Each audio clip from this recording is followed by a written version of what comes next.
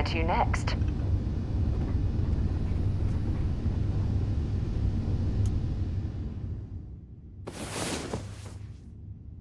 Had a good sleep?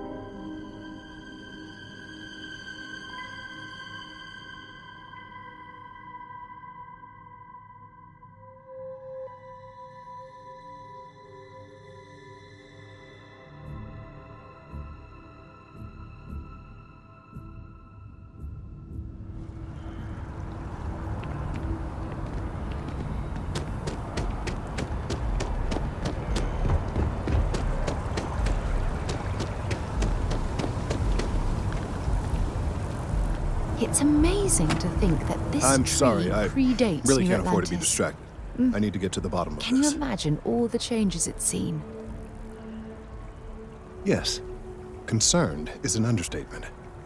I work for the scientific division of MAST. I've been studying this tree for quite some time, and it appears to be exhibiting some worrying signs. Are you familiar with this particular specimen? Do you understand its importance? Finally, somebody understands. Unless, wait, you're not mocking me, right? People. Look, I have a lot of work to do here. If you're just going to gawk, I'd ask that you move on. If you can actually assist me, however, I would appreciate it. I don't normally solicit help from random passersby, but it seems an exception is necessary. Would you be willing to retrieve some additional data for me? Well, thank you. That's unexpected. There's a series of biosensors I've placed in various locations around New Atlantis, all calibrated to gather pertinent information. They've been running for long enough that I think it's time to collect and analyze their findings. If you would bring them to me, that would save time.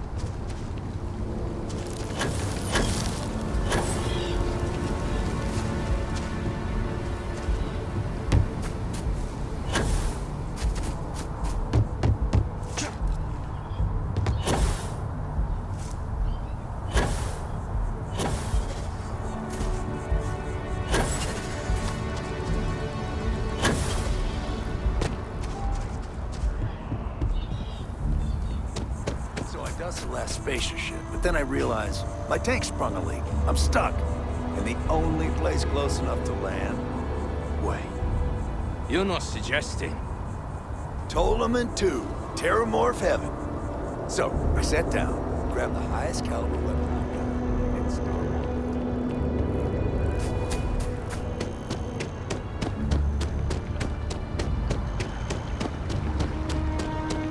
Sergeant Yumi's looking for reliable people to help the guard. Contact him if you're interested. We'd all appreciate it.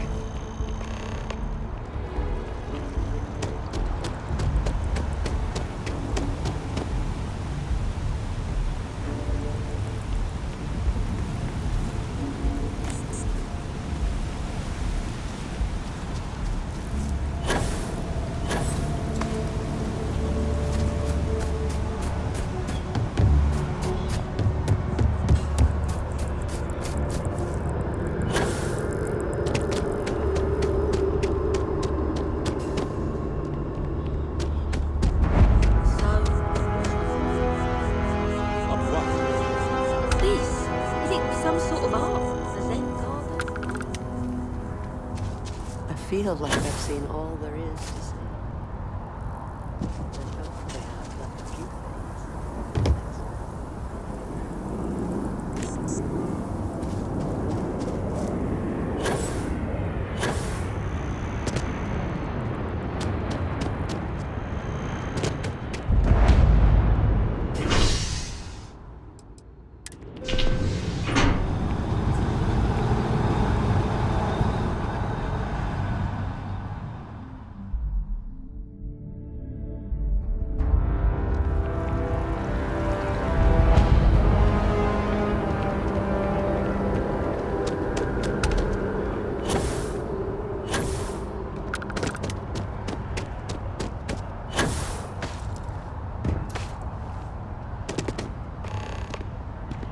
Hey, are you looking for eggs too?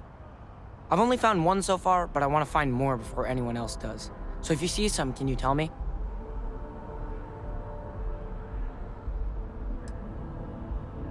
Okay, well, if I see any of those, I'll tell you. And you can tell me if you find any eggs.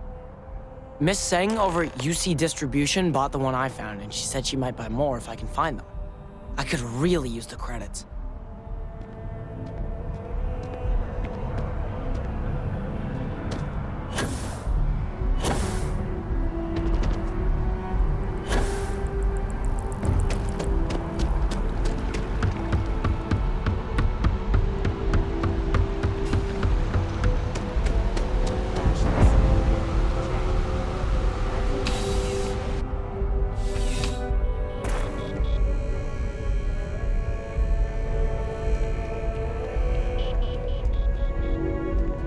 items may require multiple levels of approval and can take up to several weeks for an official response.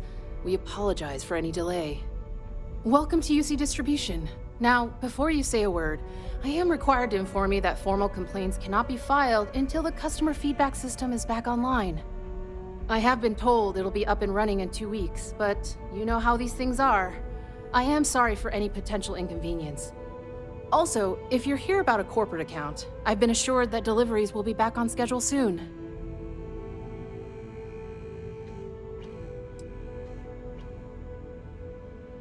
Who, Jordan? That kid's in here every other day with some random thing he found, trying to get credits. Yeah, I took pity on him. Why? What is it?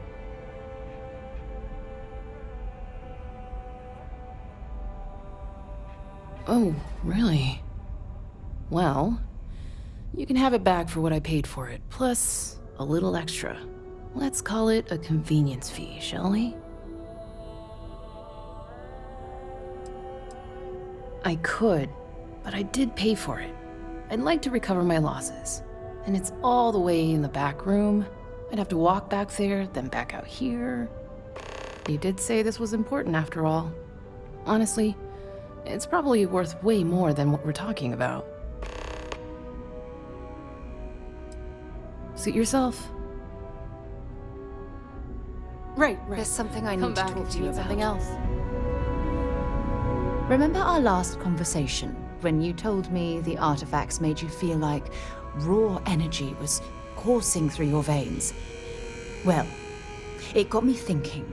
So I dove into our archives and started looking through Constellation's older journal entries. Just because I wasn't familiar with the experience you described doesn't mean the same might have been true for my predecessor.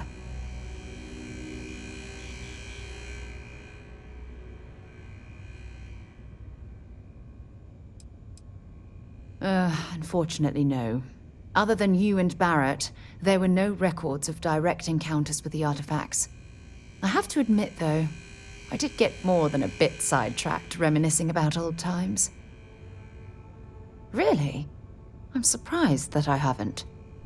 After reading those journals, all of the pleasant memories of my time spent with Aja just started flooding back.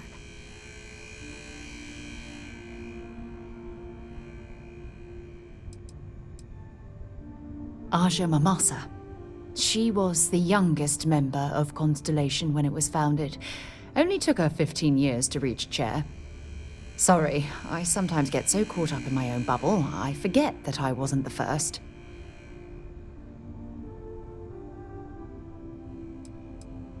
Well, there's no reason to be jealous.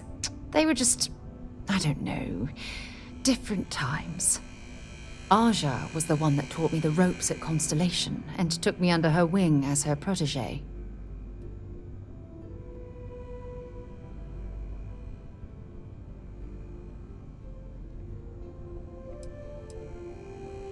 Yeah, I thought so too. That's why I adopted her methods. You know, Aja and I logged quite a few interesting discoveries together. But it was the journey itself that I'll never forget.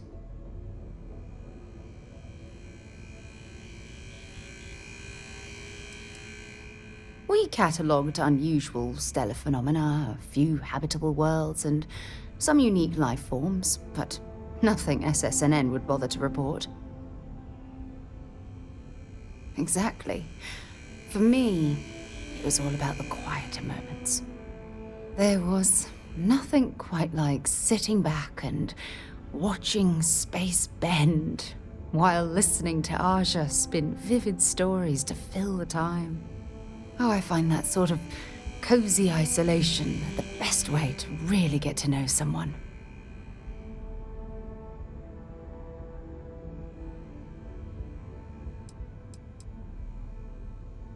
Yeah, you know, being alone in interstellar space, nothing but light years of black around you. Some people find that terrifying. I find it comfortable. It helps me bond with my shipmates. I'll take that as a compliment. Thank you. You know, All this talk about Aja reminds me that my time with her was a gift. I miss her dearly.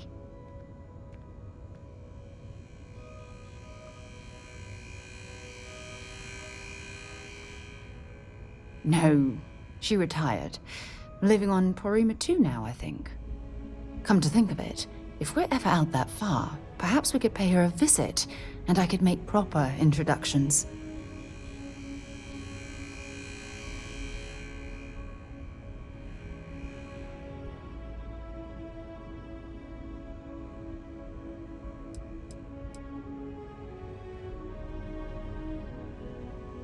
Oh, don't worry. There's no bad blood between us. The worst that might happen is you get stuck listening to two old friends catching up on old times.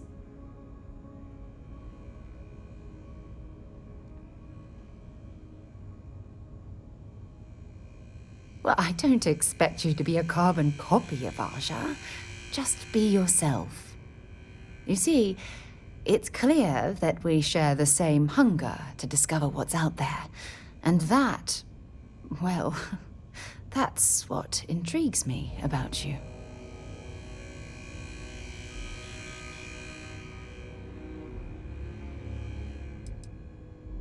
I don't know if I deserve to be that close to anyone right now. If you knew about the things that I've done, the way my life's unfolded, I think your opinion of me might change. Please, give me some time. I have to go.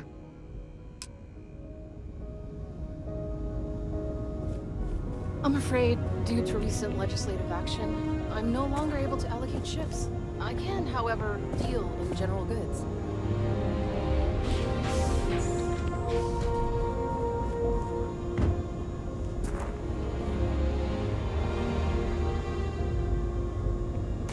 Great. I'm traveling with a criminal. UC Security, you're under arrest. I've got special orders, you're coming with me. Prepare for immediate transport to our vessel.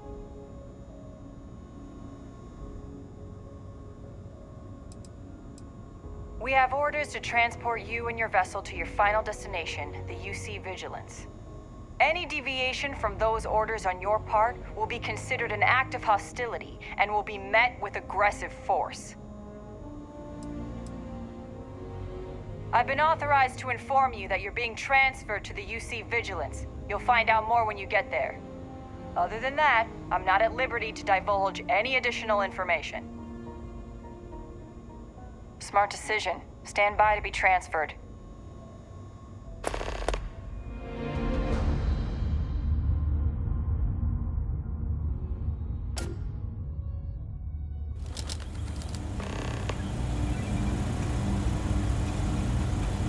I'm telling you, the commander's got plans for this loser. Why else would he be going through all this trouble? I still don't understand why he trusts a criminal. Seems like too much of a risk.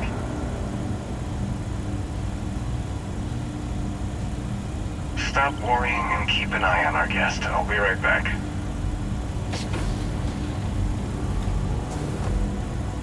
You just sit tight. The commander wants to have a little chat. The prisoner's ready, sir.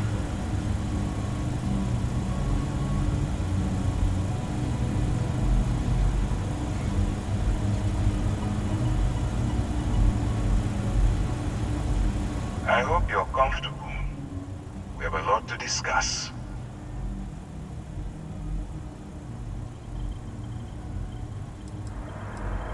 I'm your ticket out of the mess you've gotten yourself into. That's all you need to know for now. Not this time. So, let me see what we're working with here. Your background seems to indicate you are a notorious sword for hire. Well, perhaps we can put that to good use. I also see that you've mined on Vectera, and now you're with Constellation. You've certainly been quite busy. Oh, and look at that. Right at the bottom of this list is the criminal incident that landed you in my crosshairs.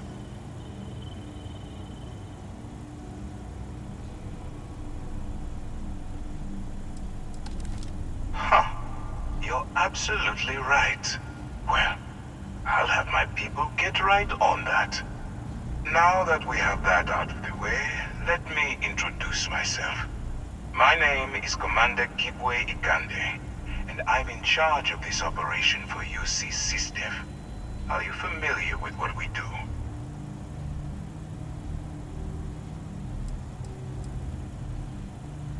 United Colonies System Defense. Does that help you figure out exactly what it is we do? UC SysDef is a division of the UC Navy. Well, they handle the big picture stuff. We deal with a very particular problem. The Crimson Fleet. That convict is where you enter the picture.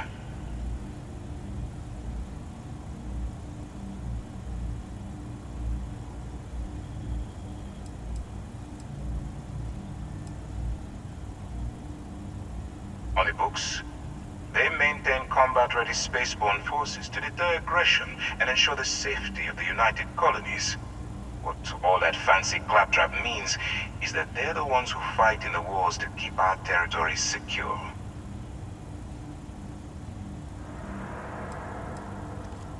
Smart decision. We've been prodding at the Crimson Fleet for years, trying to take them down one ship at a time. But we barely scratched the surface. If we can get someone on the inside, we have a shot at finding a loose thread we can pull to bring it all down.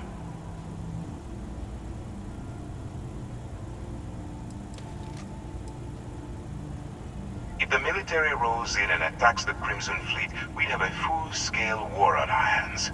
That means losses, heavy losses, that the United Colonies can't afford. Not for me. For yourself. Look, I'm going to make this simple. Agree to work for UC SysDef, and together we take down the Crimson Fleet. Refuse, and I tell these guys to throw you into the nearest lockup. Might even tack on an extra few hundred credits to your fine.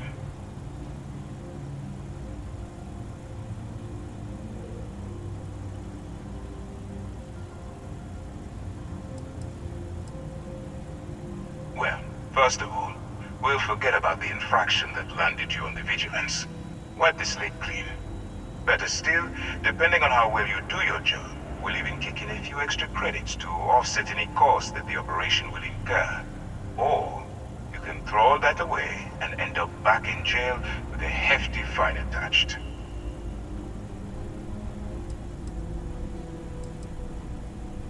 Of course you have a choice. It's just stacked in my favor. So, what do you say? You going to work with me, or should I find someone else?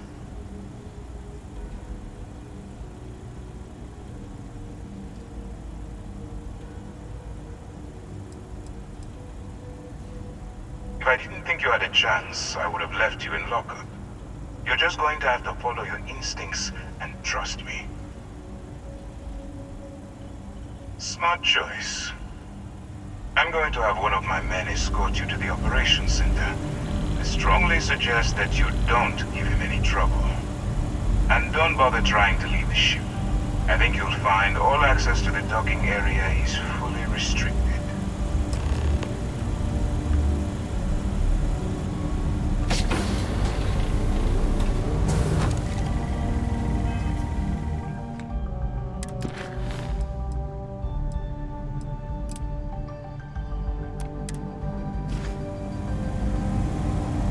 I've got nothing to say to you, convict.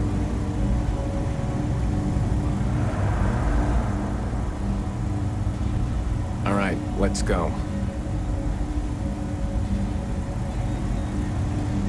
So, you took the op instead of serving the time.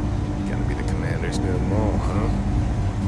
Going in all alone, infiltrating a bunch of pirates. You've got a lot of guts. Still, it makes you wonder, especially with the stories that go around. Like the one about how the fleet deals with informants by lashing them to the hull of a ship, and then slowly letting the air out of their suit. Could you imagine a worse way to go? I know I couldn't. But I wouldn't worry about it. Since the commander handpicked you, I'm guessing you can hold your breath for a really long time, right?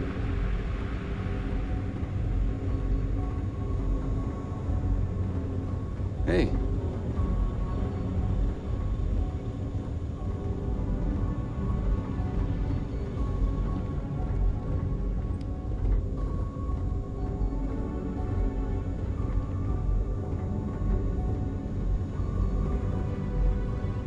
All right, this is as far as I go. Take the lift up to Ops.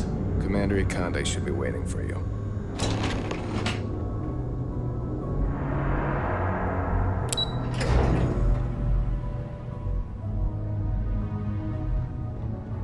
Yes. What? Pardon? Ah, there you are. Excellent. Now that we've established your level of cooperation with us, I want to introduce you to your new home. This is the Operations Center of the UC Vigilance, SysDef's nerve center dedicated to the destruction of the Crimson Fleet.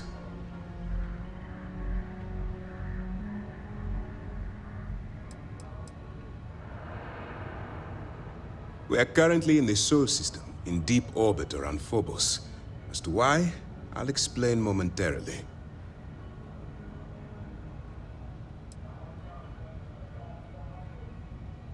Whether this ship is impressive or not, you're the key element that we've been lacking. We need eyes and ears inside the Crimson Fleet. Someone who can feed us information, evidence, and expose their weaknesses. The catch is that you can't just knock on their front door and ask for an application. Getting inside is going to take some finesse.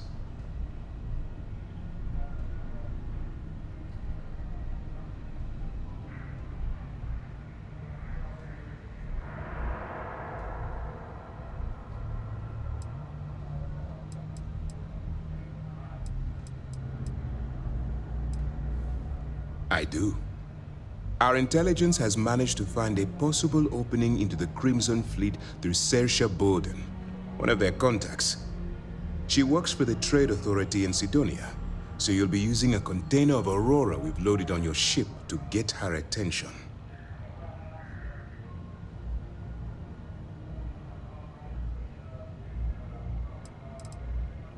Aurora is a Class A controlled substance that's illegal to transport outside of Neon, a city on Volai. Get caught with this stuff aboard a ship, and you're looking at some serious fines.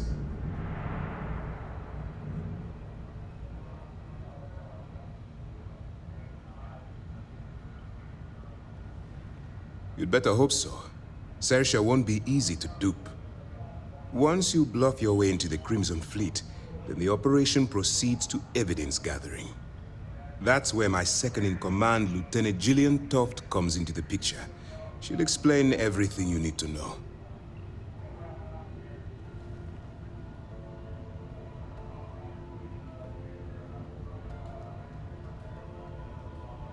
Eager to get going? Good. Remember, this entire operation rests on your ability to infiltrate the Crimson Fleet and bring us the evidence we need to take them down.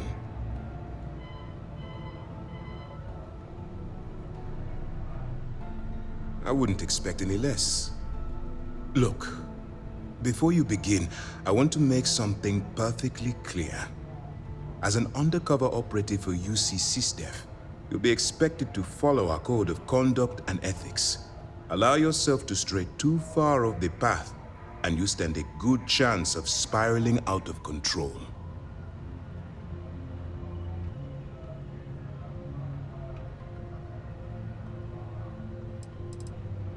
The Crimson Fleet doesn't follow the rules. They only abide by one thing: money. All of their morals and social graces fall by the wayside in pursuit of their greed. At first glance, this can appear quite enticing, so I'm warning you not to get lured into their trap. Think you can handle that? That's what I wanted to hear. Anyway, it's time to hand you over to Lieutenant Toft. She'll brief you about the details of the evidence-gathering portion of the operation. Now, get out of here. And good luck. That's easy to answer. You don't. We'll be monitoring your activities from the Vigilance and attempting to keep it within your vicinity. When you feel you've gathered enough evidence, and at the completion of your assignments, head back here for a debrief. Beyond that, you're completely on your own.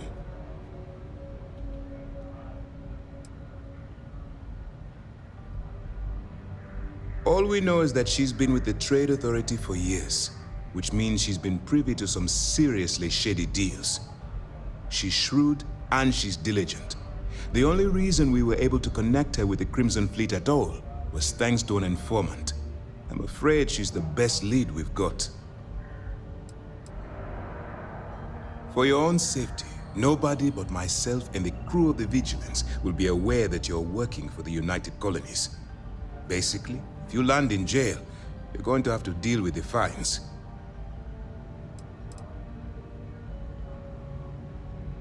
While you're running with the Crimson Fleet, you're undoubtedly going to be faced with some morally gray decisions.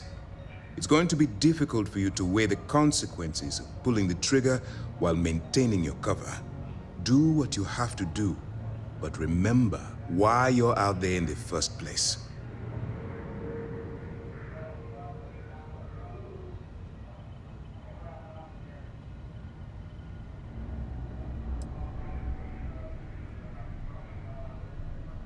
I'm not advocating violence. I'm merely urging you to weigh the consequences before you open fire. Look, I can see that you're struggling with this. So let me simplify this for you. If there's a route to your goal which doesn't involve killing innocent people, I'm urging you to follow that path. Use your instincts. I'm certain you'll do the right thing. You have your orders.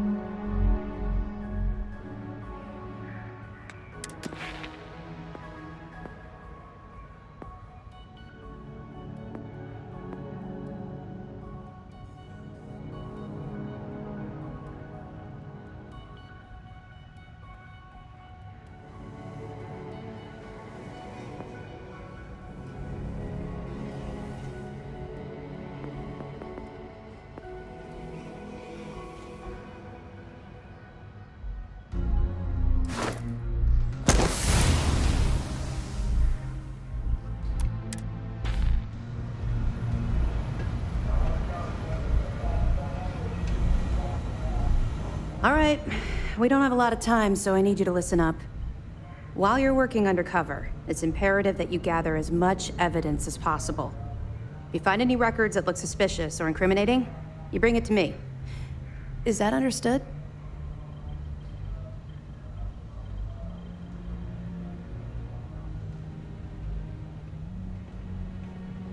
Well, you better.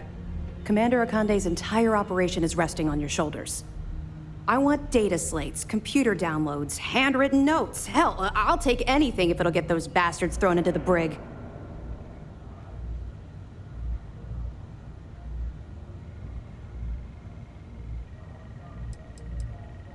Haven't you been paying attention? Our goal here is the complete eradication of the Crimson Fleet. In order to do that, we need to dismantle them piece by piece from within. If you bring me evidence, we can make arrests and slowly drain their resources. Think of it as a death by 1,000 tiny cuts. It's not you, it's the Crimson Fleet.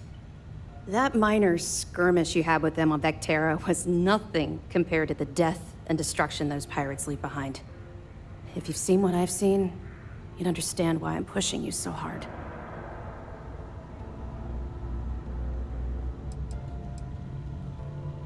What? No. It's personal. It has nothing to do with you. Just stick to the mission and you'll be fine.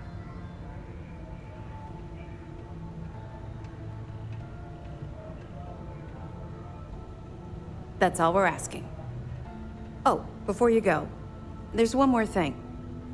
Commander Akande has authorized a credit disbursement for each piece of evidence that you return, as compensation for your efforts.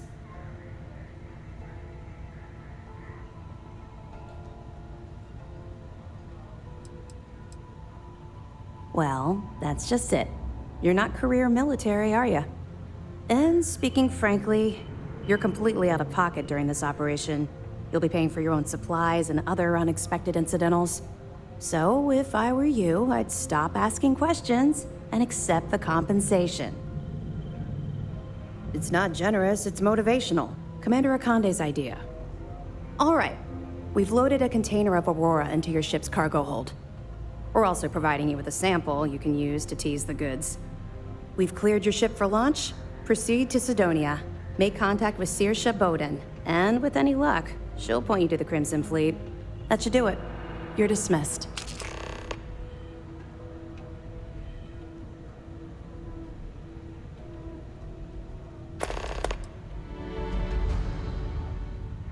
Don't worry, the container's been registered with UC Security, so you shouldn't have any trouble.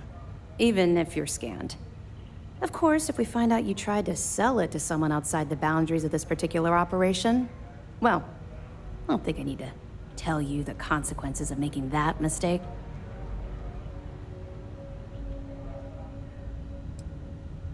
We'll be keeping them close at hand until this operation is complete. So, we'll be holding them in the Vigilance's brig. If you're feeling particularly ruthless, you could always head down there and say hello. I'm sure they'll be thrilled to see you. Not really, no. I've learned to keep my personal experiences separate from the job.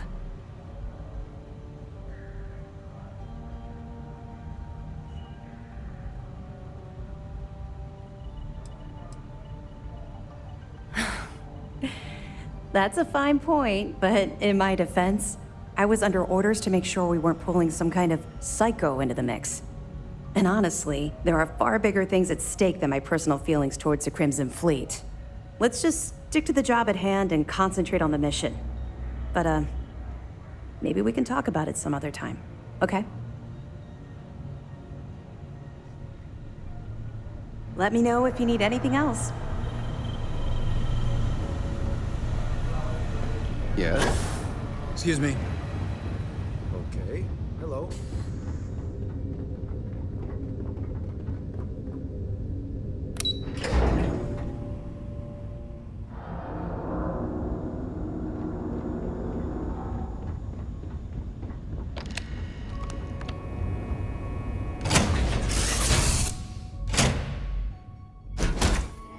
All right, let's get this crate into space.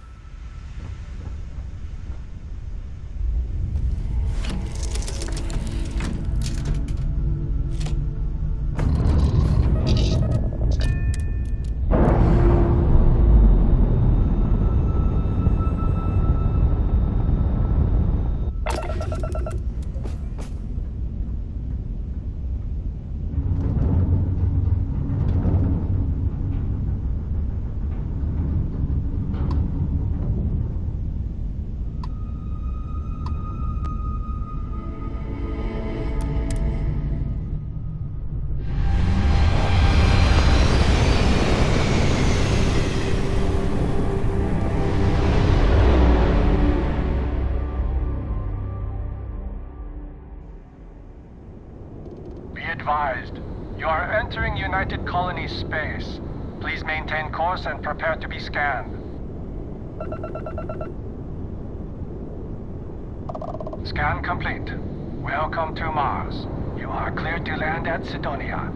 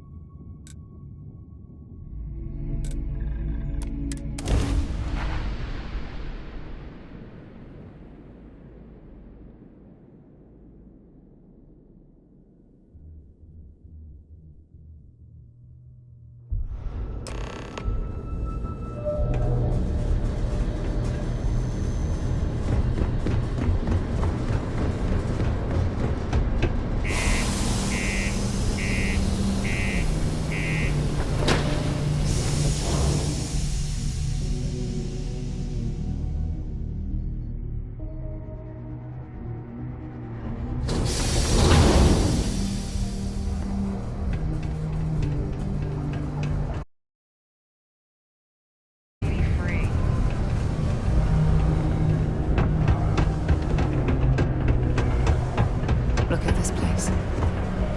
I can't imagine being cramped down here, choking on the fumes and the dust. No trees, no grass. It's depressing.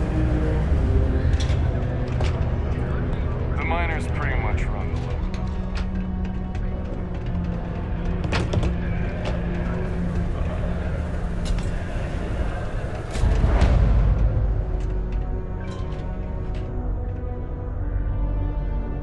If you're here to buy or sell, you might want to talk to Octai. I'm busy.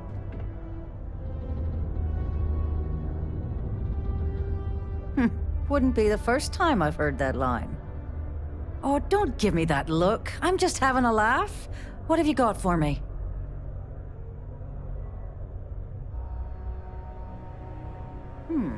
Aurora, huh? Nice. A little too hot to handle, though. What else you got? The Trade Authority turning away contraband. Now I've seen everything.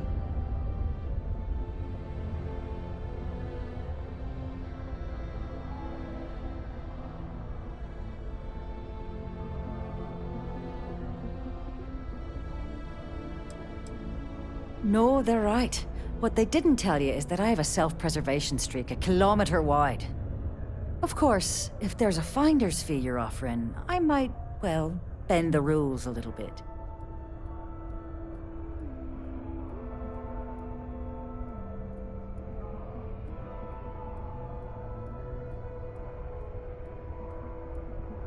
You know, it's funny. Suddenly, I do remember someone who might be able to unload that stuff for you. Well, well. It appears she suddenly remembers everything. How nice. There's a buddy of mine who runs with the Crimson Fleet. Goes by the name Adler Kemp. If he isn't passed out, you can find him killing the rest of his brain cells at the Broken Spear. Oh, and it's been a pleasure doing business with you. Yes.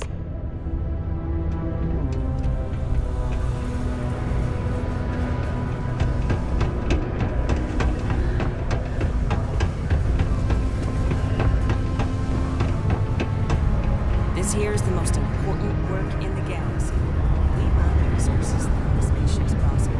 Unless you're here to serve me another drink, you can turn around and walk away. Hey, why don't you say that a little louder? I don't think every single UC guard in Sidonia heard you. Okay. Okay. Yeah, I think we can help you with this. If you've got a whole shipment of this stuff, you're going to need to move it fast.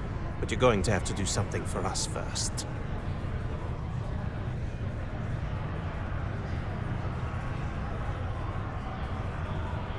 Right down to business! And no small talk. I like it. Well, this is utterly ridiculous. Do we really have to jump through these hoops to get what we need from you? Lady, if you want me to move that shipment for your pal here, you're going to do whatever the hell I want. You got that? Now listen up, because I'm not going to repeat myself. I need you to deal with a miner who's racked up a bunch of debt. Probably spent it all on booze, not that I blame him. Either way, I want that money back.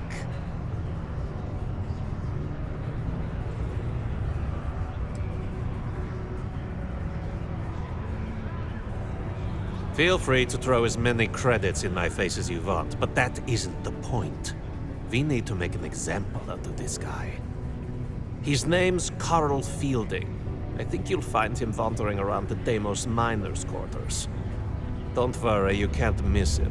Just look for the most miserable-looking guy in the entire place.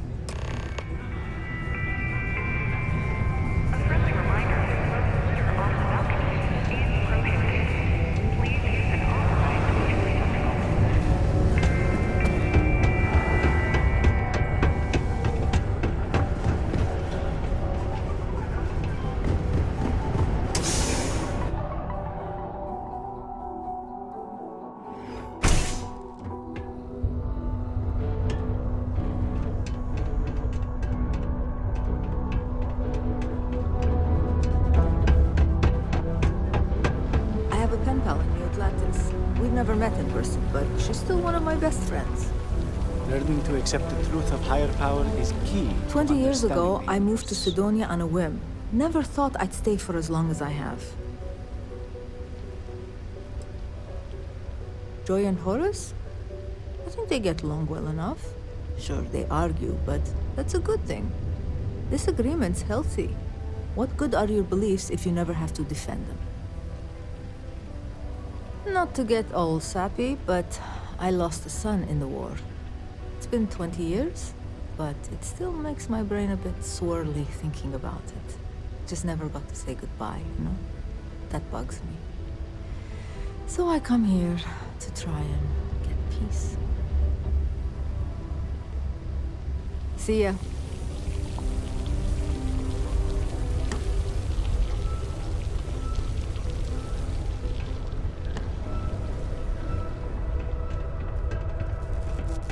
Stay safe.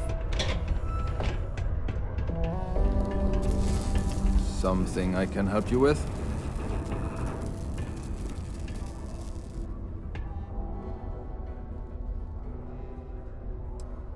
Hey, slow down. I don't even know what you're talking about.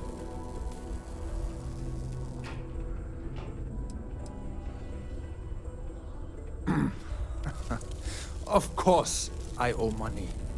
Unless you're independently wealthy. Everyone's in debt nowadays. I owe Deimos. I owe my landlord. I owe Galbank. Heck, I have a tab at Parsec Deep at Cespear. It's an endless list. So why don't you just leave me here? Let me get drunk and find someone else to bother. Okay?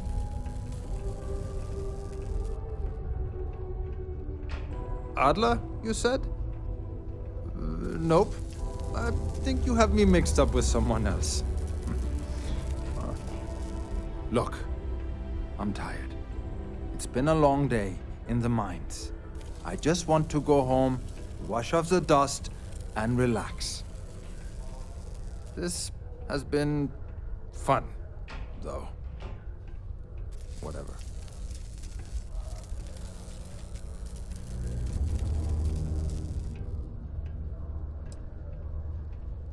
Adler. Oh, wait. You mean that Adler?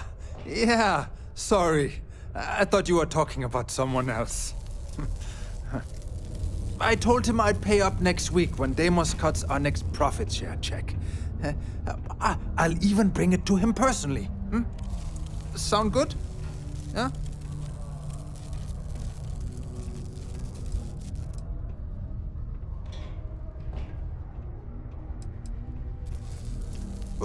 What the heck do you want me to do, then? Huh? Look, I haven't got a single credit to spare right now. Okay? You can't squeeze blood from a stone. You know? Right? Perhaps he's already been through enough.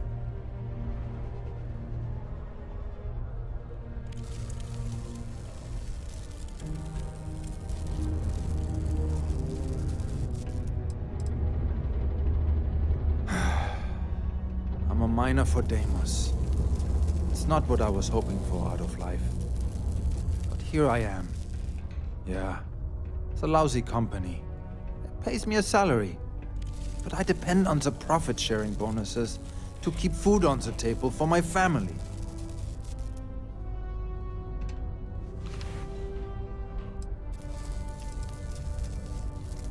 Hey, now wait a second.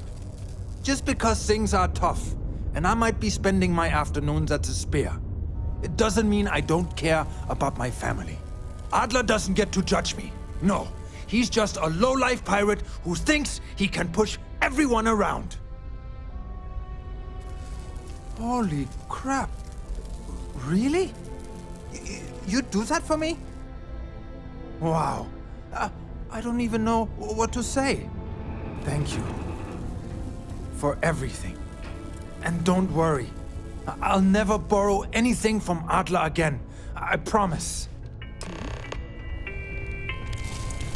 Mast would like to join Sidonia in celebrating over 275 years of living on Mars. The United Colonies are proud to support the citizens of Sidonia.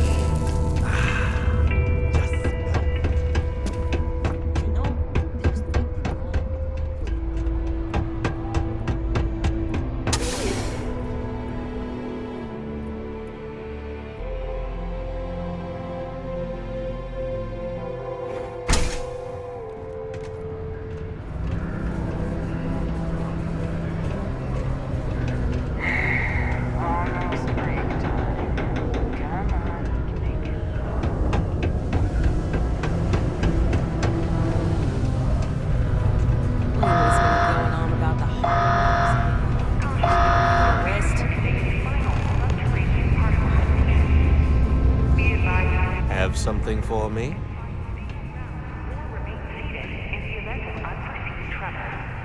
There, would you look at that? I knew that bum was holding out on me. He going to be a problem anymore? Or did he get the message? Nice. You're kind of a natural at this. Leaning on deadbeats comes easy to you. I like that. You know, if you like this kind of work, I can get you more. A lot more. You think you can handle running with my, associates?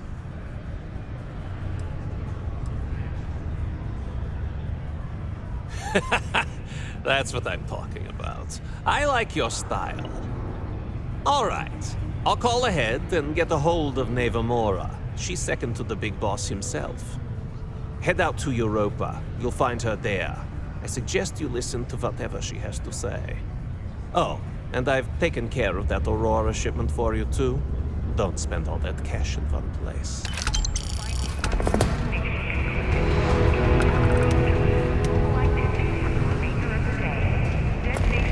Found a clutch of heat leeches, breeding in the utility section the other day.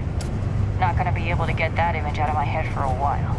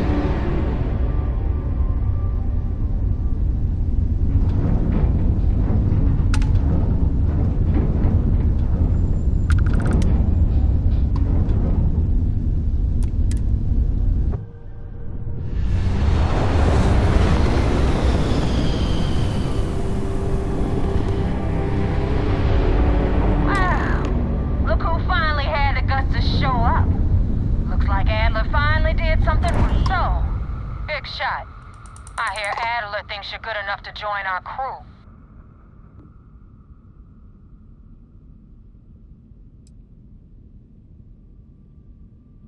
You betting your life on that?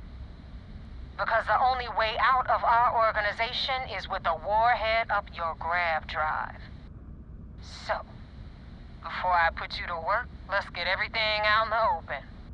I don't know if Adler mentioned it, and for his sake, I hope he hasn't. But you aren't about to sign up with any average pirate crew. You're signing up with the Crimson Fleet. That's if you get through this little task I have planned for you. There's a medical supply ship called the Ragana, jumping into Enceladus's orbit.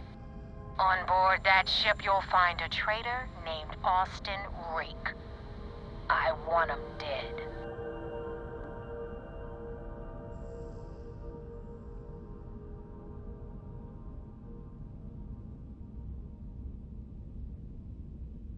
It's done when Rake stops breathing.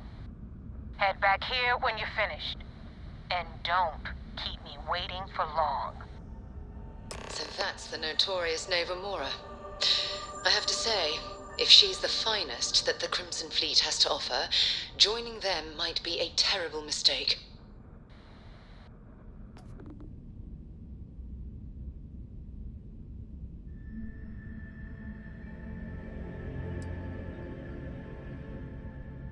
I've been tracking Rick for months.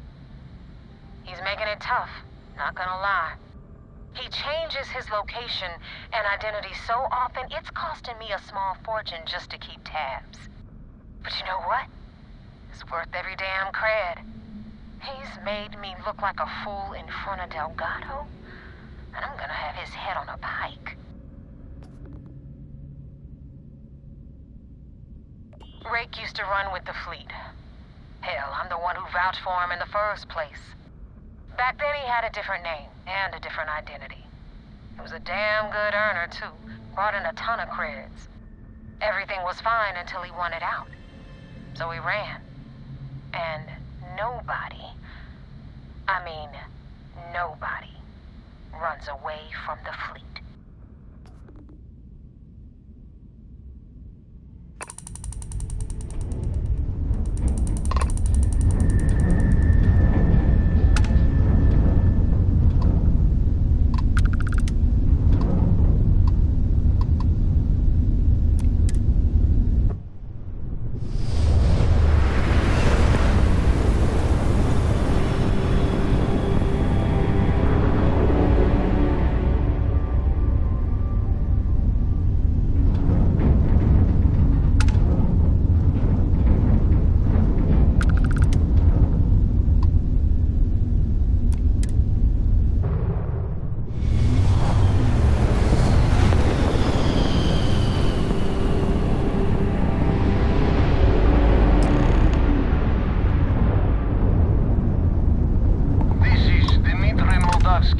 Pilot of the Ragana.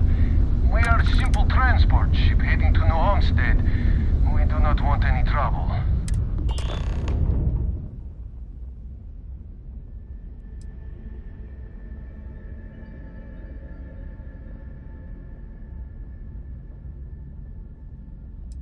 I do not understand.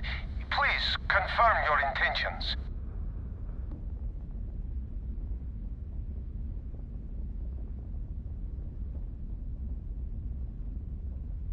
Oh, God. I do not know.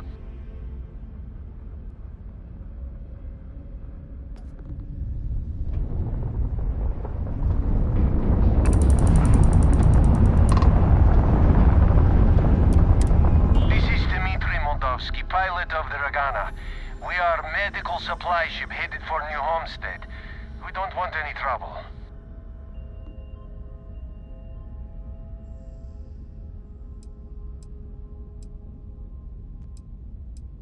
All right. And what are your intentions with these crewmen?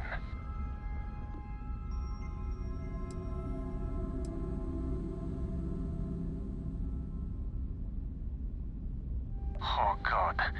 I do not know.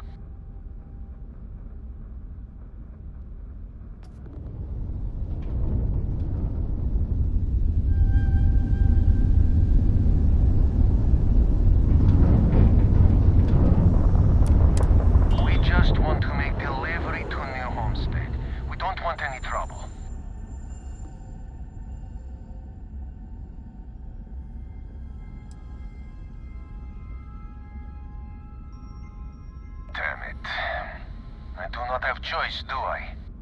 Okay, docking bay is open. Let's talk.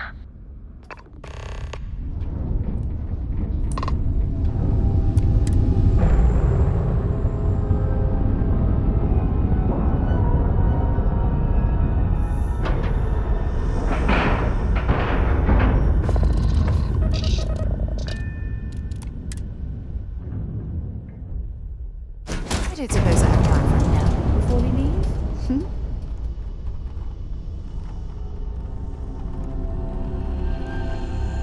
I'm listening. Take your time.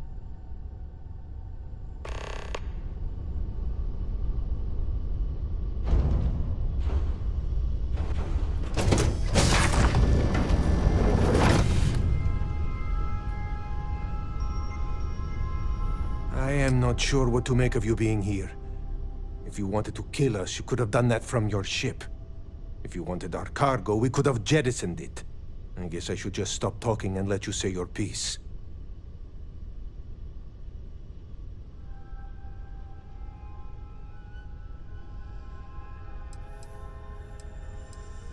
That is true. Which means you don't want somebody to know what you are really up to. Now, do you mind telling us what this is all about? You really do not know which one of us is Rake, do you? And you do not seem to care either, which makes me think you really want to save him. Okay, I have idea. We can strike his name from Manifest, make it so he was never on board. Then, when we dock, we will leave him on this ship and deliver him to another port.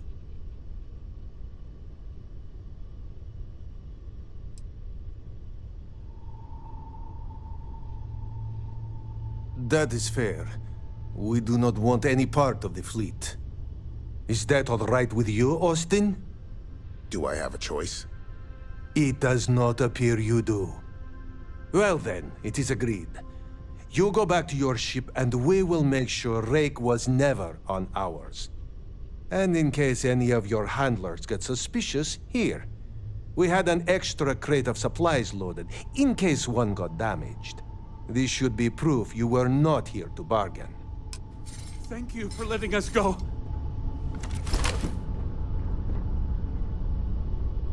Something you need? Sounds good. Lead on.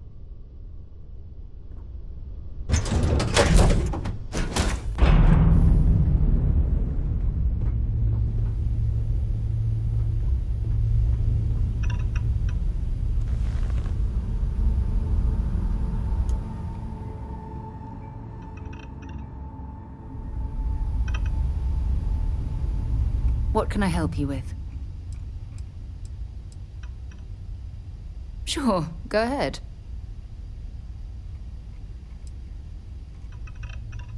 You mean apart from being the chair of Constellation for the past 5 years? Well, let's see. I pride myself with my aptitude for astrodynamics, calculating optimal trajectories for grav jumping. That's been quite useful in the past. And as far as planetary exploration, my area of expertise is botany. So, don't worry. I won't let you eat anything that might put you in the hospital. Exploration is my entire life. I consider it both a career and recreation. That being said, I will make a confession, but you have to promise to keep it between us. Before I graduated from school, I was in a band. And no, I don't mean the school band. I mean a rock band. We called ourselves Ironic Comet. A ridiculous name, I know. But we were just a bunch of teenagers getting together and having fun. And before you ask, no, I wasn't the lead singer. I actually played the drums. The band never really went anywhere, of course, but those were good times, and I remember them fondly. My parents considered themselves to be enlightened, but their lives were so busy they rarely pursued their beliefs. By the time I was old enough to start questioning these things, the idea of following any organized religion was almost an afterthought. It's not that I don't want to believe in anything, it's that my scientific mind is often at odds with my spiritual center. Having been out there, in the Starfield, seeing all those magnificent wonders with my own eyes, I need answers, not religious theory. I'm sorry if that disappoints you, but don't worry. While we're on this journey together, I fully intend to respect your religious beliefs. Certainly. I always enjoy our little chats. Bye-bye.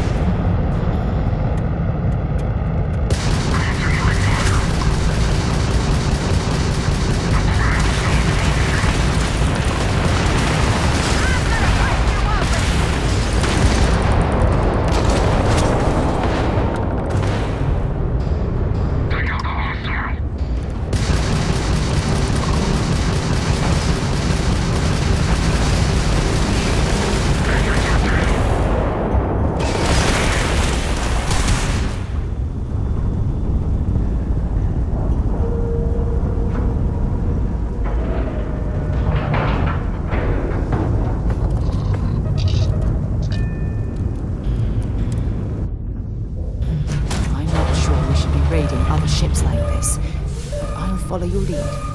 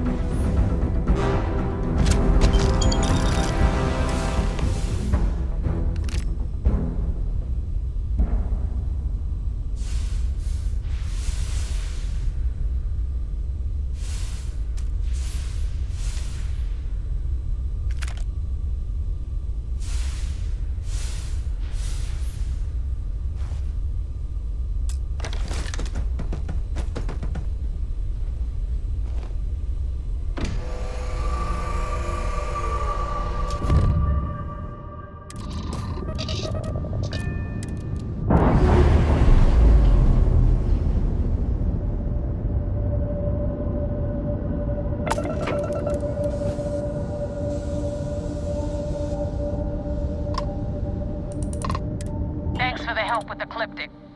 I had it under control, but it definitely went faster after you jumped into the fight. Now tell me about the Ragana. Give me some good news, then we can go celebrate.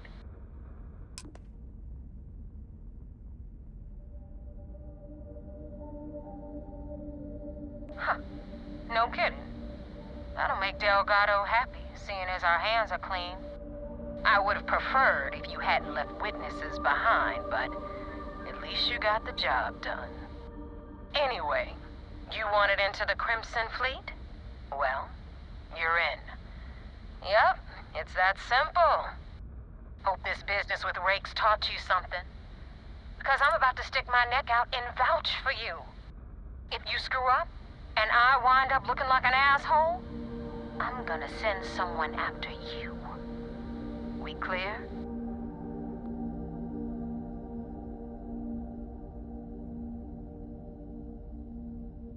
You better stow that crap before you make me change my mind. And now that you know the deal, it's time to see what you signed up for. I'm gonna upload the coordinates for our headquarters in the Crick system. Spacers call it the key, the fleet calls it home. Head out there as soon as you can. Don't keep me waiting long. Well, we're in. I hope you know what you're doing.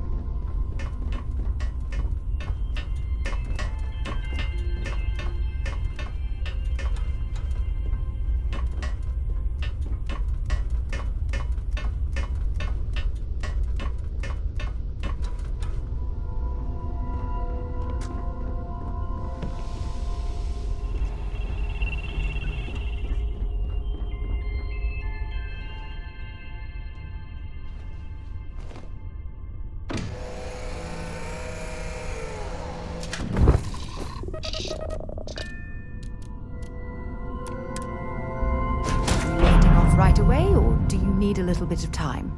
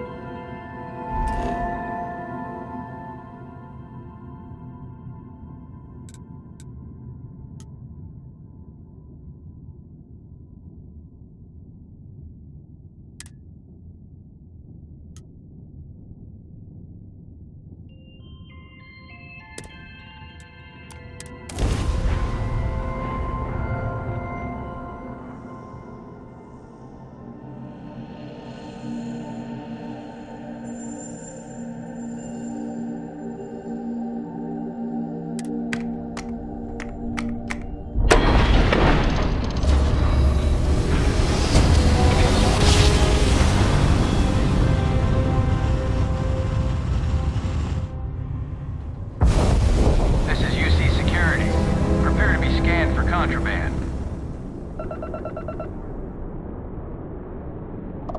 Scan complete. You are cleared to land at New Atlantis.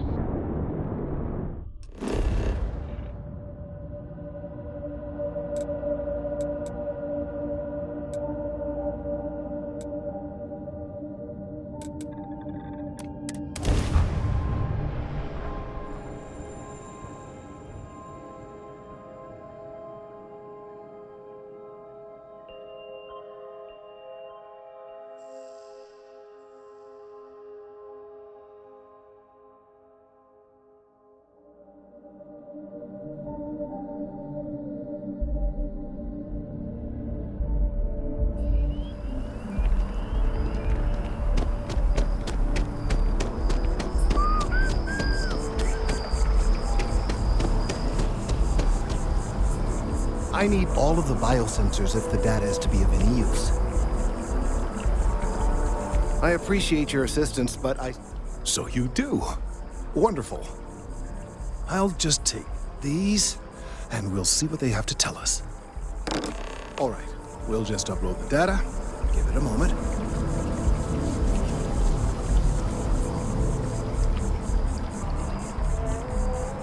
And just another moment.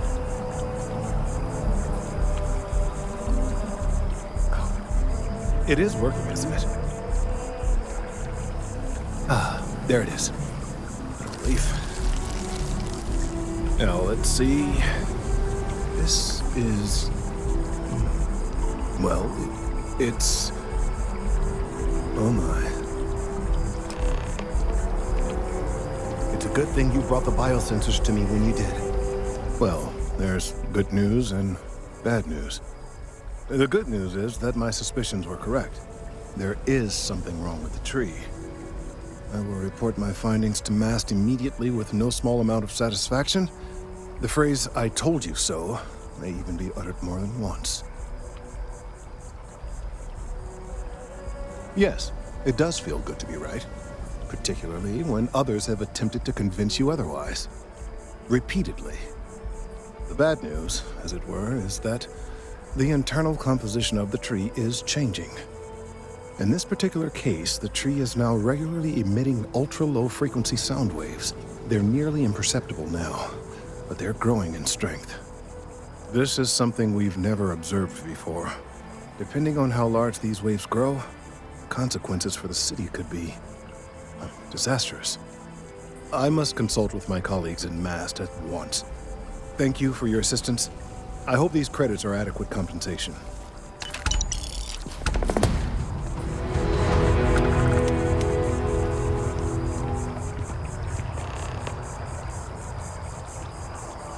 These findings are alarming.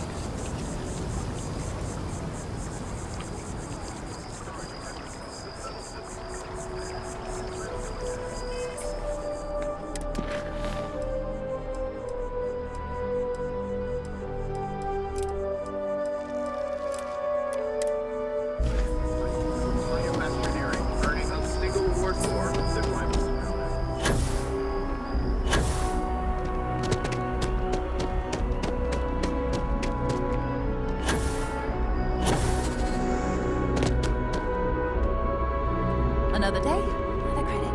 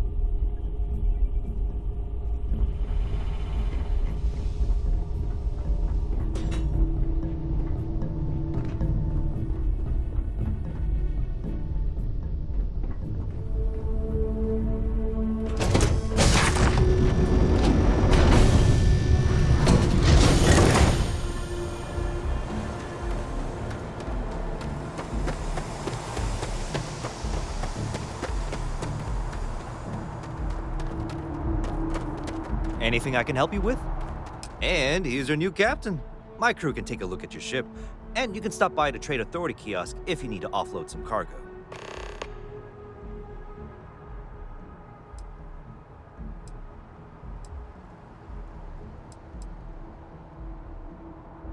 Sure, have at it.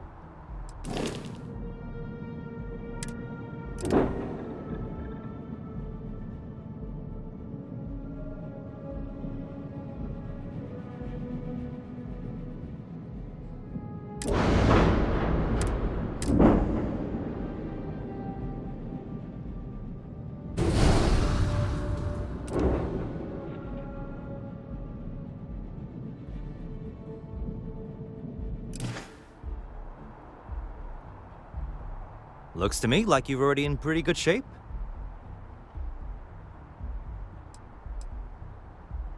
I'm sure you can find something you like.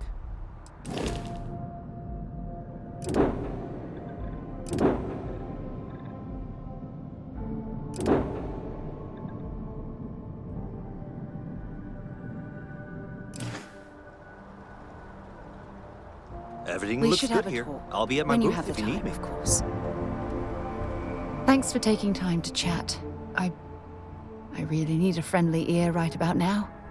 I received a message from Constellation, and it's given me a lot to think about. No, it's nothing like that. It's just a list of requests, things I would normally handle if I was there. But I'm not. I'm out here instead with you.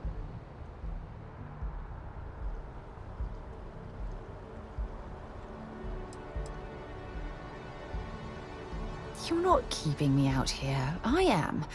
Just... Here, let me explain. Before I joined Constellation, I served for 8 years as the head of the Navigator Corps, until the UC decided to axe the department.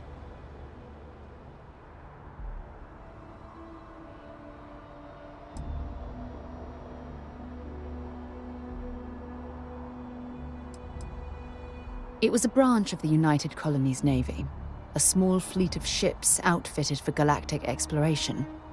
Basically, a military version of Constellation.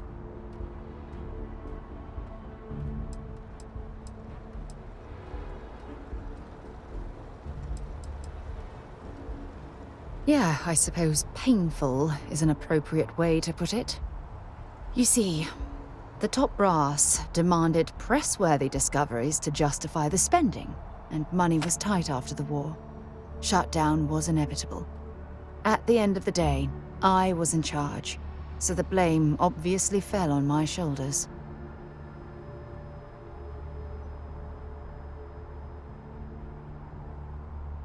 Oh, like hell I can't. You once told me that you favored the journey over the destination, so I'm hoping you'll understand what I'm trying to say.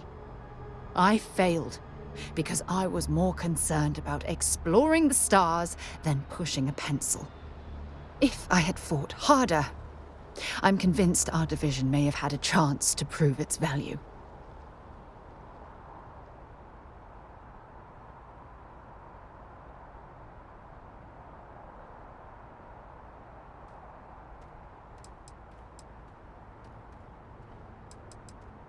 That's just it, though. Did I push too hard? Did they shut us down because I wasn't quietly sitting at my desk approving meaningless memos? We'll never know.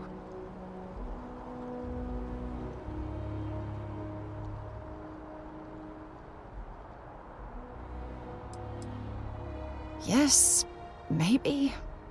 Call it whatever you want. My drive, my initiative, my optimism. It's been my greatest strength and my worst nightmare. It elevates me to these positions of authority, but all I want to do is explore, not sit and make sure all the accounts are balanced.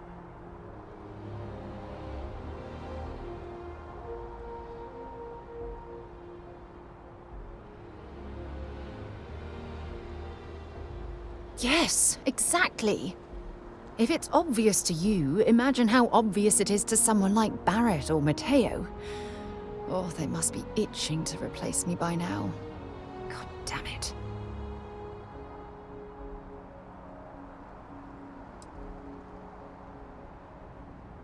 No. Oh, I'm the one that should be apologizing. You have to understand. Once Aja retired, I lost the only person that gave a damn.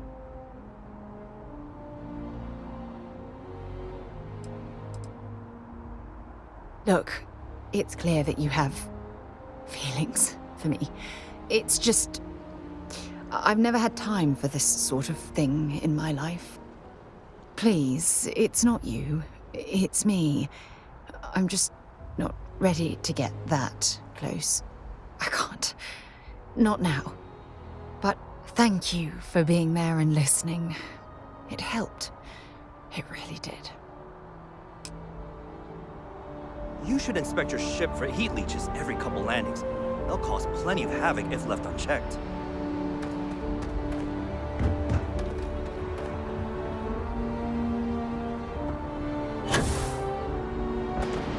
Hi.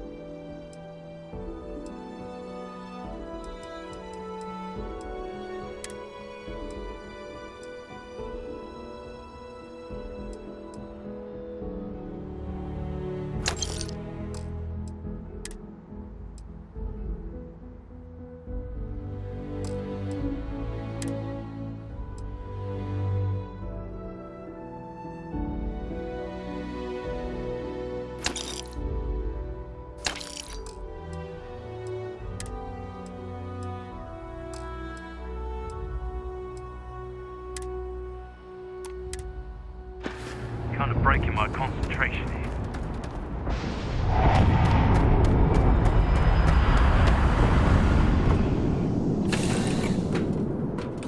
Time to get this ship moving.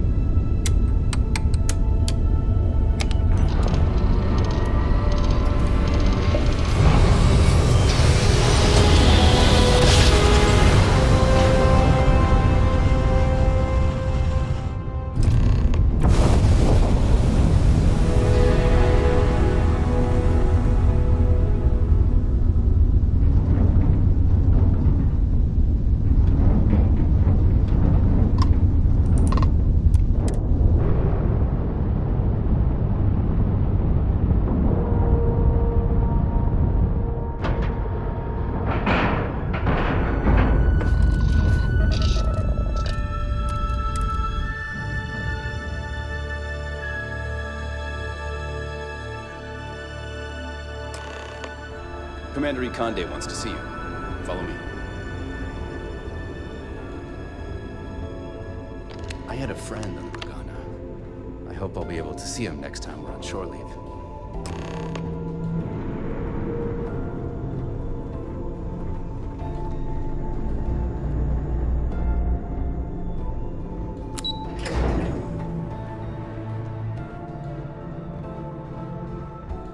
Sometimes we'll take the long-range fighters out for grav jump and patrol high-traffic orbitals for fleet.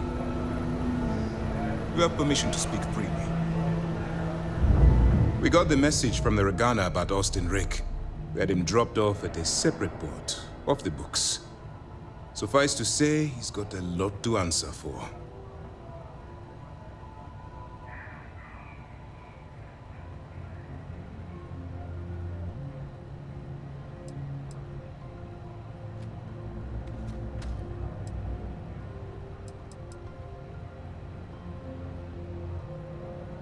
That's a smart line to follow. Part of this role you're playing means having to make hard choices. Just remember not to lose yourself in the part. I'll do my part to make certain that doesn't happen, Commander. Oh, one more thing before we move on. For transparency's sake, you should know we were the ones that hired Ecliptic to attack Neva's ship. There was concern after what happened with the Regana that you might have trouble earning Neva's trust. Coming to her rescue ensured that would not be a problem.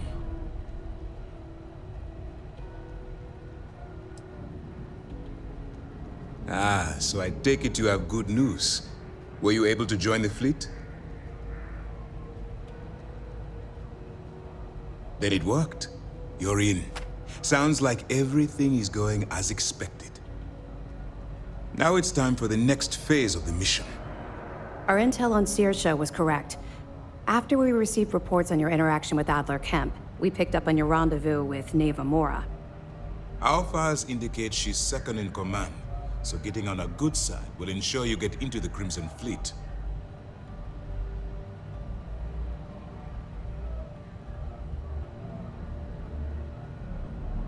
Yes, you passed your first test and you're still alive. But before we get too confident, that either means she suspects nothing, or she intends to make an example of you later. Just remember, these are ruthless criminals, so don't let your guard down. And their ruthlessness is only surpassed by their cunning. You should proceed with caution, regardless of how well you think you've ingratiated yourself. So what's next for you on Neva's agenda?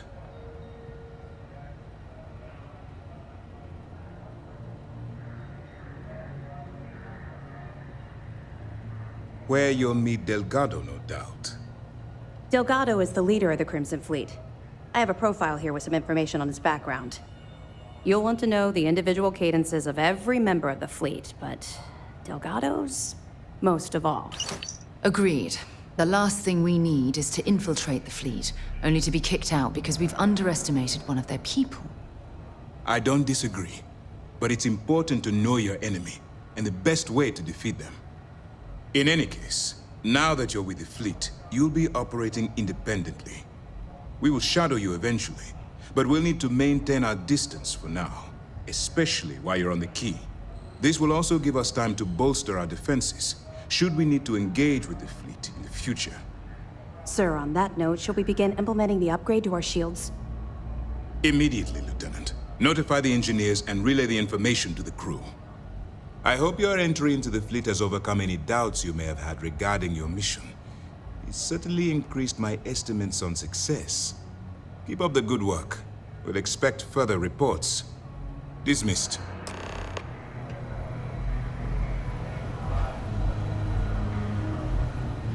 We got a wager going over whether the fleet would let you in or leave you for dead. And, unless you're a zombie, I owe the ops team lunch. Yes. What?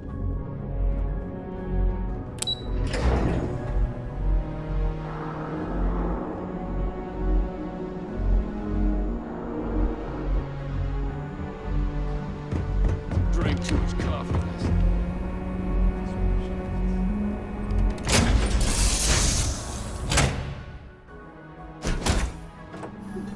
Now what?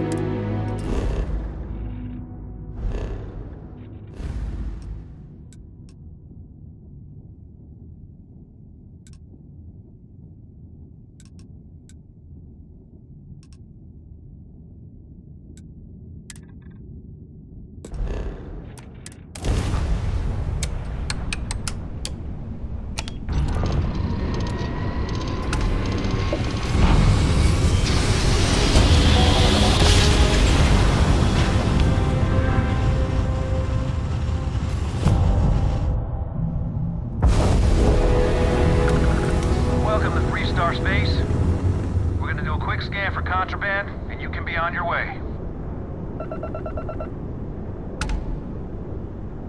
All right, you're good. Welcome to Aquila City.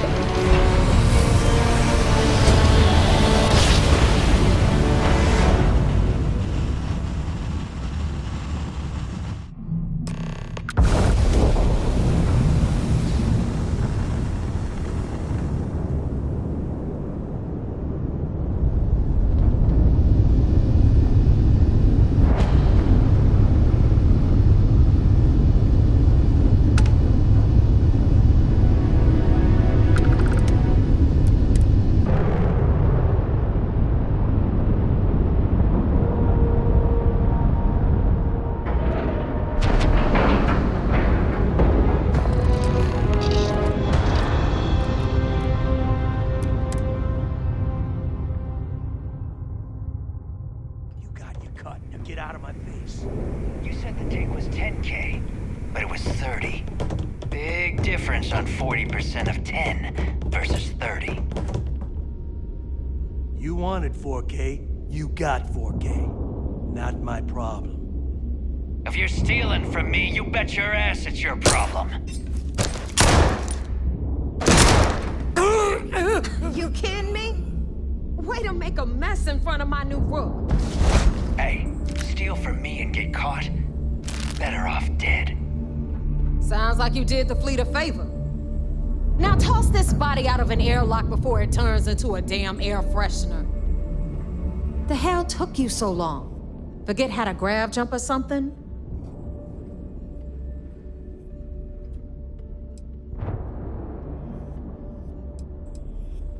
Please. It'd be one less sloppy rook whose mess I had to clean up. The last thing I need is another Austin rake getting cold feet. You want to leave the fleet? You pay the price. Not in credits, but in blood. Never apologize. Not if you want anyone in the fleet to respect you. And if they don't respect you, put a gun to their head and they'll get the message. But all that aside, you made it. So now, you get to hear a nifty history lesson. Pencils ready? Good. This floating scrap heap you're standing on is called the Key.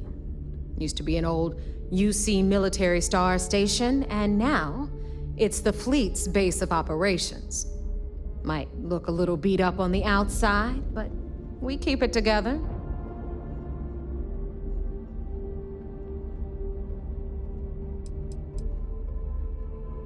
Sure did. Right out from under their noses. Way before you or I were born, though. We've held this station for a very long time. Don't worry. Delgado will tell you all about it. You think? And that's only part of it. I'll let Delgado fill you in on the whole story. He tells it better anyway. But I can give you the short version while we walk the station. Story time? How delightful. Anyway, I'll tell you all about the Key. But it's better if I show you too. Follow me. All right. History time. So, the Key is in orbit around Suvorov. That's the very same ice ball where the United Colonies built a supermax prison they call the Lock. The UC is so clever. Supermax prison? Lock, key? Cute, huh?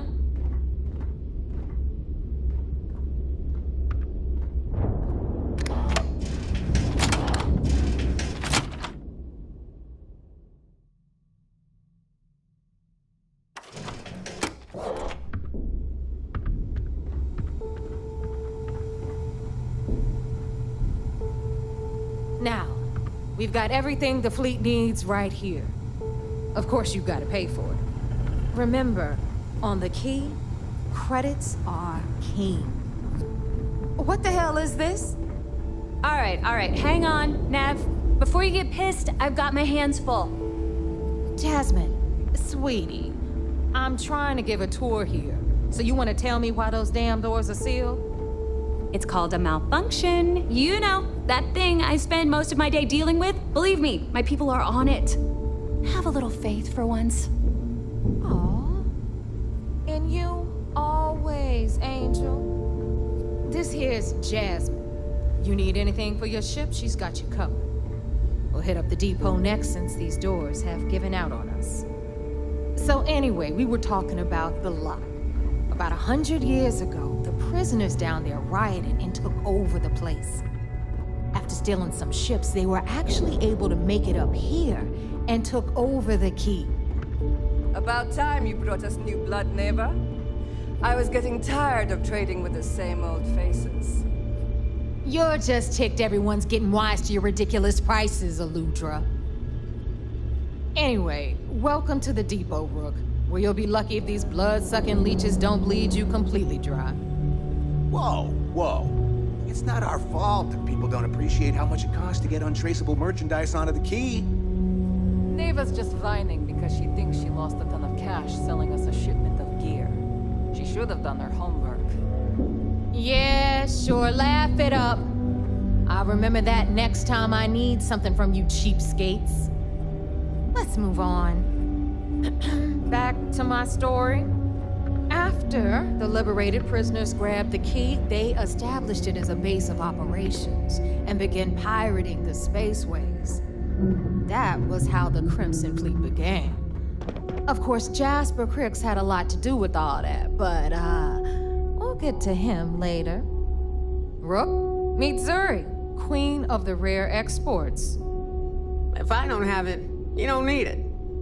Neuroamps, blueprints. Hit her up and she'll take care of you.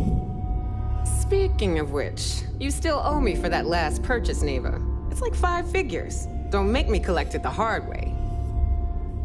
The hard way? Oh no. Rook, protect me from Zuri's vengeance. Enough of the bullshit, Zuri. I'll pay you when I pay you. Deal with it. Got a problem with that? Take it up with the boss. Don't even try to rip me off. Got Bradley from the Trade Authority. Authority. When I see it. I'm sure you know the deal there. He'll buy pretty much anything, no matter how hot.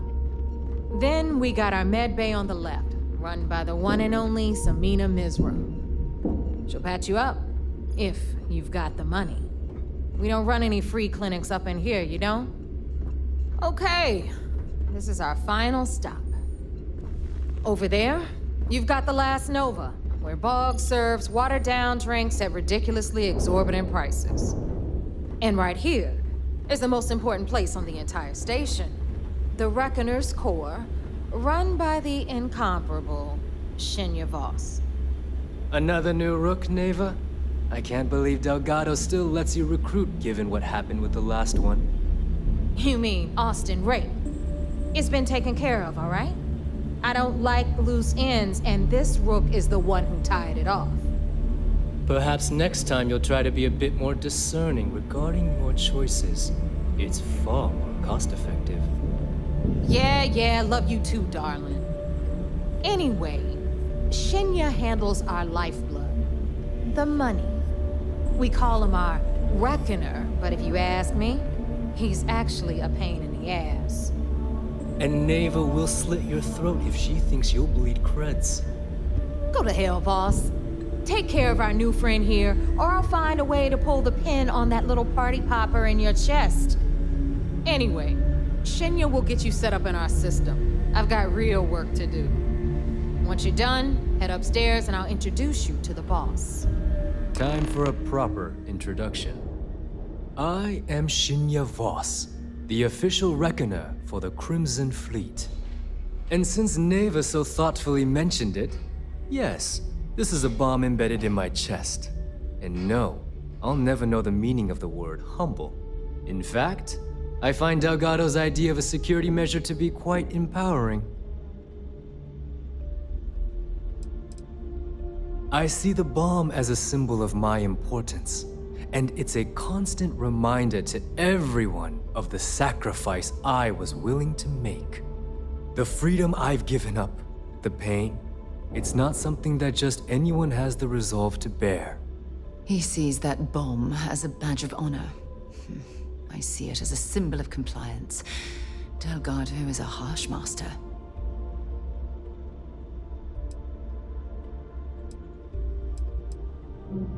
Exactly the lengths we're willing to go to protect ourselves. Since I oversee the bulk of transactions and maintain all accounts for the fleet, I'm a prime target for information. Should our enemies capture me or I grew any semblance of a moral conscience, you might consider me the greatest threat we have. For Delgado, the bomb grants peace of mind and a certain degree of safety.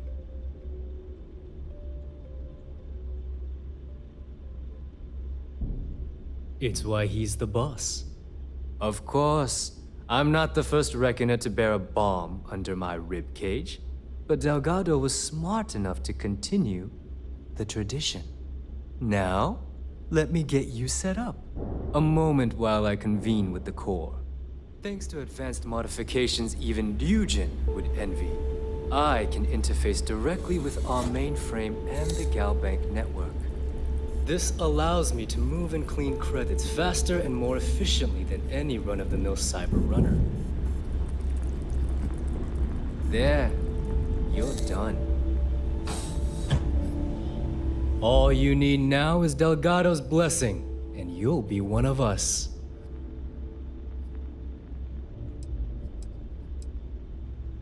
None. Other than my chest and arm modifications, I am but a simple man. Is the interview over now? Can we get back to work? The perfect segue into my final subject.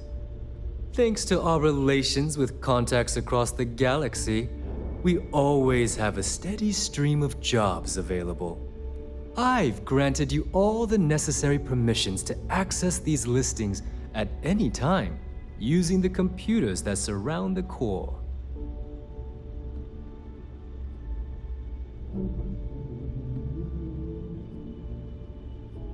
If Neva's chosen wisely, we certainly will. Now, I believe that covers all I have to say, so you can run along to Delgado. Take the elevator to the upper level. You should be able to find your way from there, I hope. All right, listen up. You can all stop complaining. Atrium to cargo bay doors have been repaired. Oh, and you're welcome, Nev.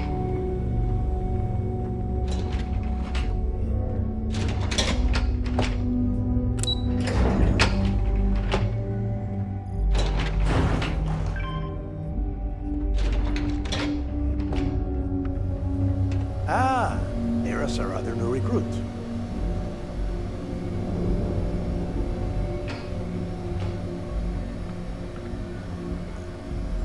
So, now that we are all here, it's time to get down to business. The two of you are the only rooks that have made the latest cut. The rest, well, let's just say they won't be joining us ever again. Neva's willing to put her neck on the line and vouch for you, which means you've got what it takes to join the Crimson Fleet.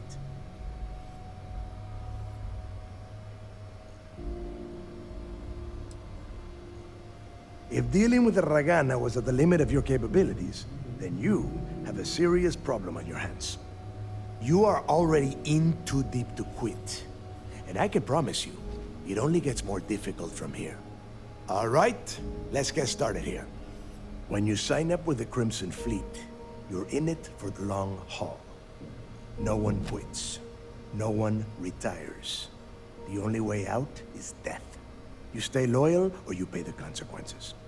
Fleet before friends. Fleet before family. Fleet before yourself.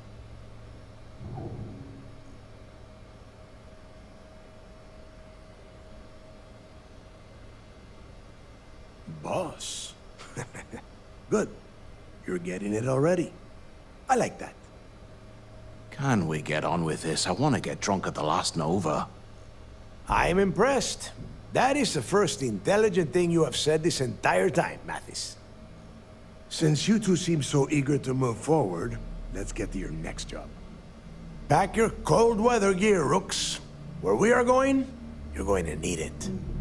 Oh, God, don't tell me you're dragging him down to Suvarol for another one of your little initiation runs.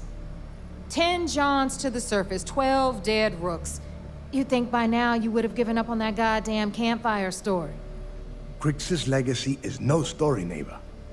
We've got fresh eyes in the fleet. And if these two want to impress, they're going to help me search those ruins. I hope you're right, Dale. That new code we grabbed for the lot cost us a ton of credits. And a decent captain. This initiation, as Neva calls it, is your chance to see where it all began. On Suvorov with Jasper Crix. Crix led the riots that gave birth to the Crimson Fleet. And if his legacy is still out there, we're going to be the ones to find it.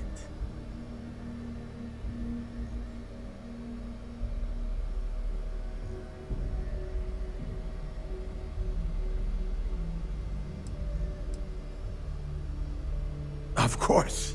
Where else could I find such a perfect location to weed out any rooks who'd be wasting the fleet's time?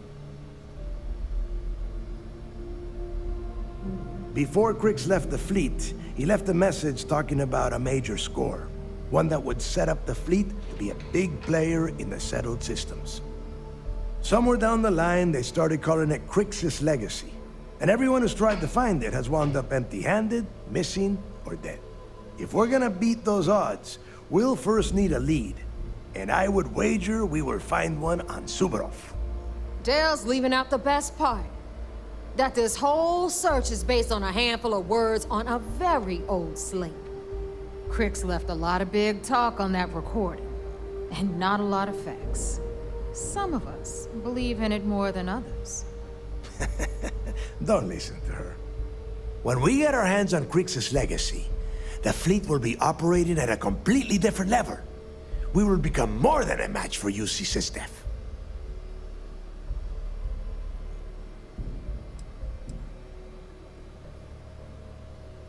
Sounds like someone wants to get down to business. Okay, enough discussion. We have got a lot of work to do.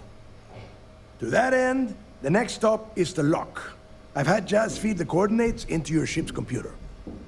Since Mathis doesn't have a ship, he's going to ride with me. I'll see you down there, Rook. Don't keep me waiting.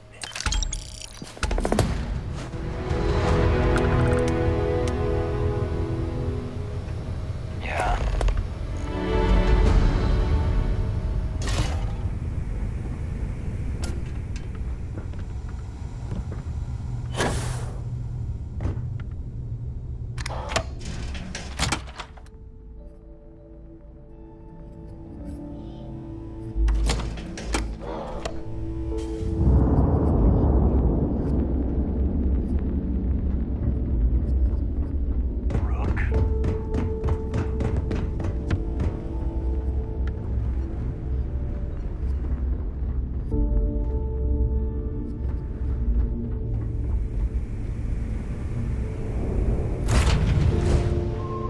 When you're ready to launch.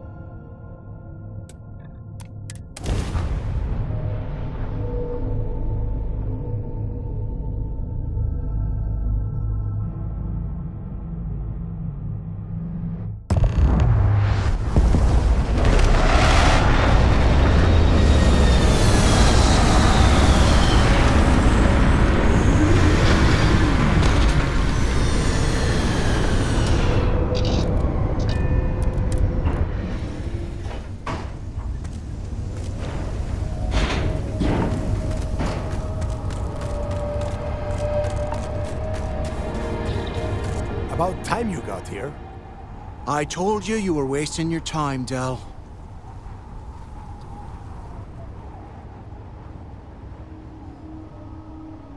Yeah? We will see. And Mathis, I am running things around here, so keep your mouth shut. You got that? Fine.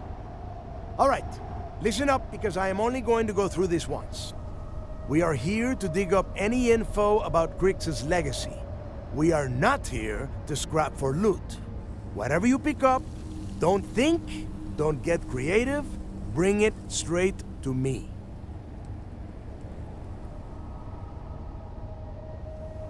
It's so simple, even a rook like you can't screw it up. Hold on, no scrapping? How the hell am I supposed to make money around here? All right, that's enough. If either of you want to fly with the Crimson Fleet, then you need to follow one simple rule. When you're on a job, you do exactly what I say. No questions asked. If that doesn't work for you, just say so, and I will leave you on this ice ball without a ship. You will be dead within hours. Yeah.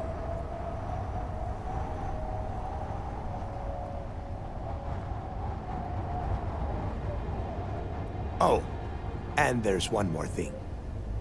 Your little friend can tag along until we get to the outer doors of the prison, but I will be damned if I'm letting them inside. Oh, very nice. I'll just remain here and soak in the planet's lovely winter-like atmosphere until I go hypothermic. We have a lot of ground to cover between the landing area and the lock, so let's get moving.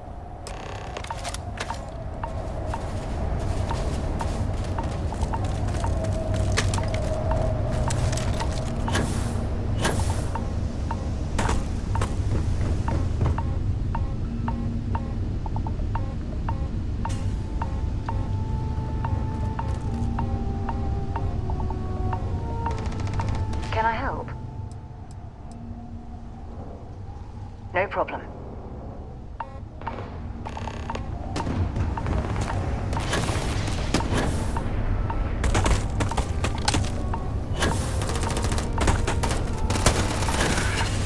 I'm going for it! That's what you get for messing with a pirate.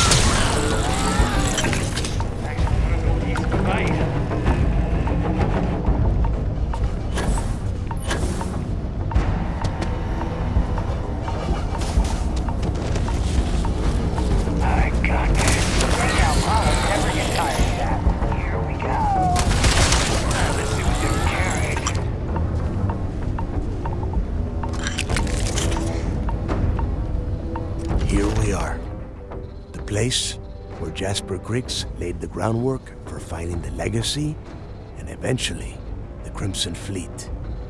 The lock. Yeah, he needs to get this thing open, like, right now. It's freezing out here. Then crank up your suit heat, Mathis, because it's probably not going to get much better once we are inside. All right, let's keep moving. Standing out here isn't doing us any good. This ID card cost a small fortune. Let's hope it pays off. We are in.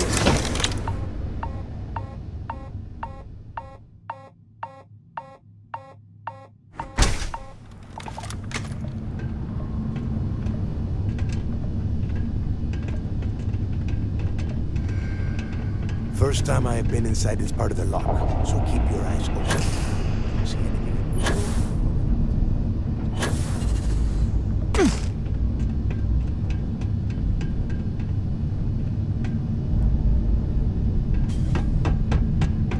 Better than trying to survive on the surface. Much better. Even with the heating on, this place looks like a goddamn dump. Now you know why the just got fed up. Bricks to leave them out of here. And that's how the Crimson Fleet began. Yeah, we've all heard the story.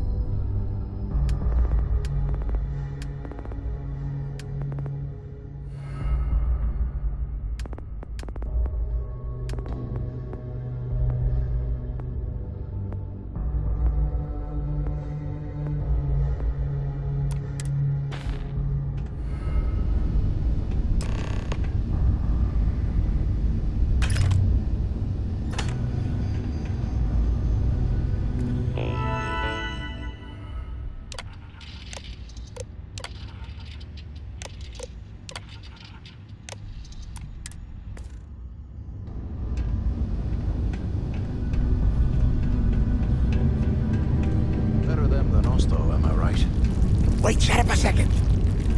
Did you hear that? What the heck?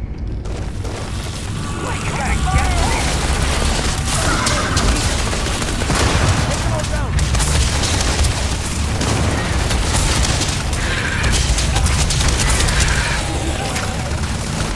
Oh, we ain't done yet.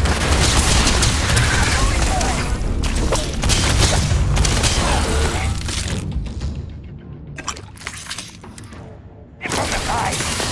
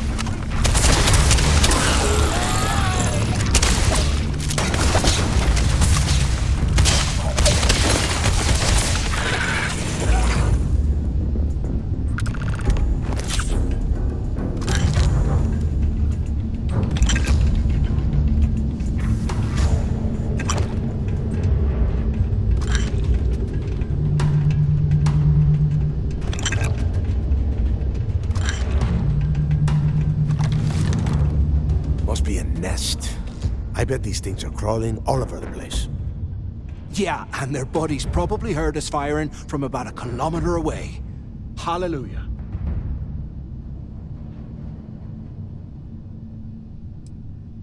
Hey, how about that? Guess you're not so stupid after all. Well, look at that. One firefight and the two of you become best buddies. Now let's see. Looks like we are inside some sort of prisoner transfer area, but everything is locked down tight. Since you are such good friends, why don't you and Mathis head up to that control room and see if you can get some more of these doors open?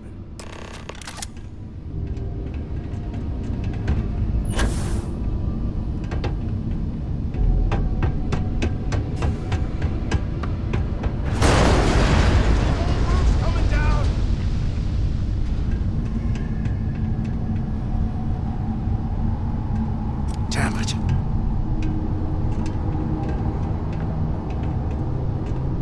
This ice and rock must be several meters thick. God damn it, we're cut off.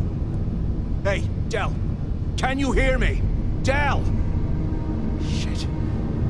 There's no way we're getting through here. Well, this is just great. The hell are we supposed to do now? The plan? Who gives a shit about the plan? Let's face it, we're on our own now.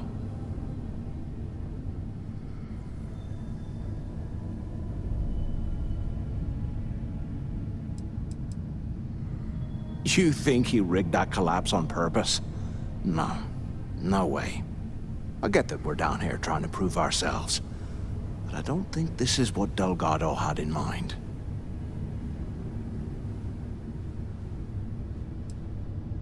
Well, yeah, we'll get to that eventually. For right now, I have a much better idea. We use this opportunity to take out Delgado, and at the same time, make some serious credits for ourselves.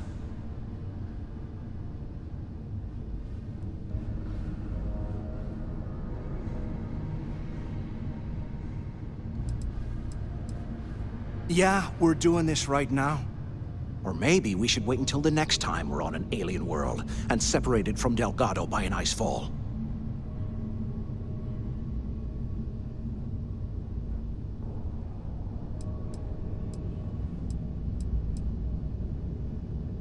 I had a feeling you'd be on board. Okay, here's my plan. Let's pretend for a second Delgado's correct, and there's information here about Crix's legacy. Once we get rid of him, we'll dig up the garbage ourselves and sell whatever we find to Neva. We'll be rolling in credits.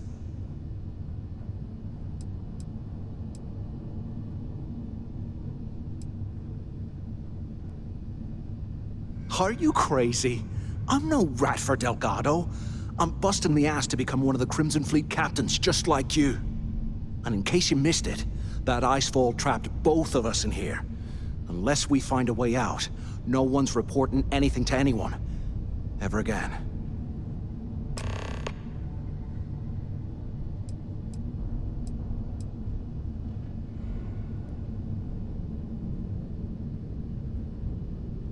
Pfft, hell no. Come on, we both know anything we find here about the legacy is going to be a dead end.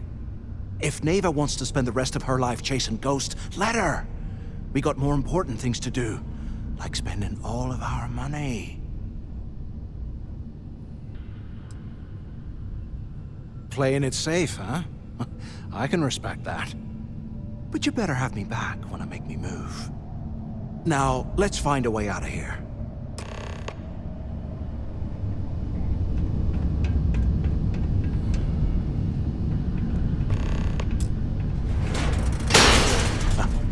I guess that's one way through.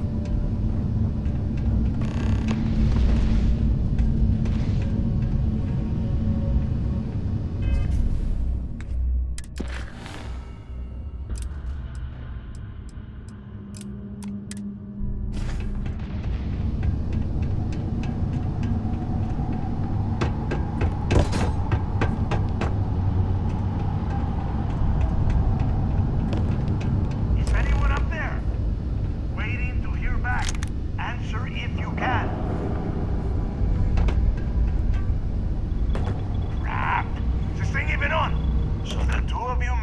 huh?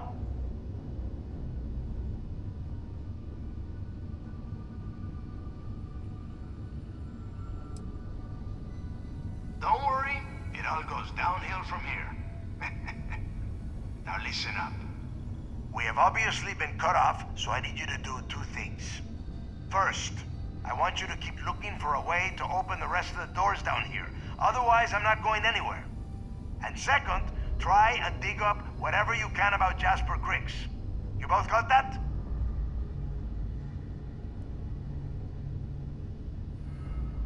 Yeah? You'd better. And tell Mathis not to get any bright ideas, or I will gut him myself.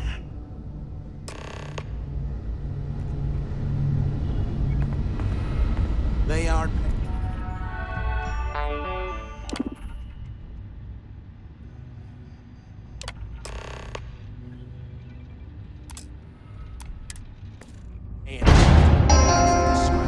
Attention.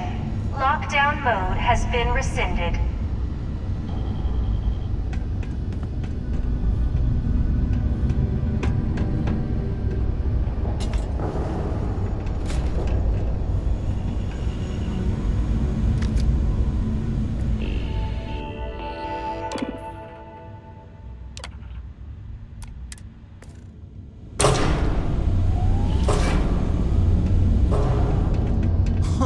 What's that over there?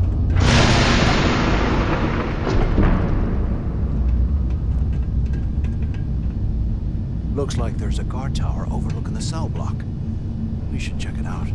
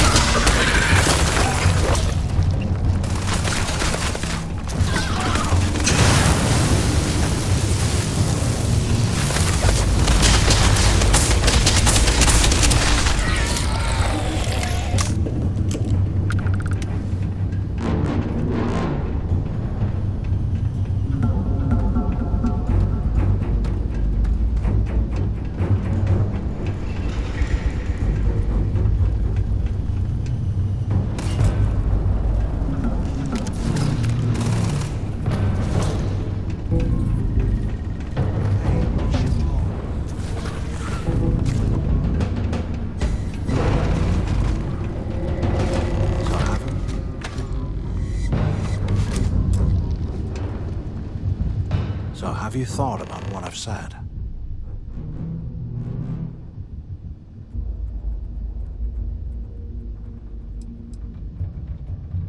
Well, maybe we won't have to. You saw it back there. Those things, whatever they were, they've probably ripped him to shreds by now. Did the job for us. And if they haven't, we can still handle the job. We just have to get our hands a little dirty. Wouldn't be the first time, am I right?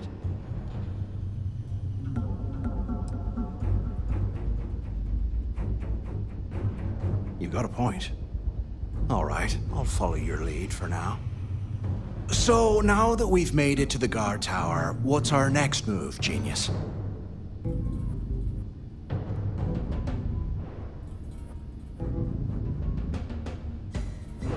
Keep doing what we've been doing. Right. Glad I asked. I suppose we should start off by searching the tower for the location of Crix's cell. If he stashed any useful information, it might still be hidden somewhere inside.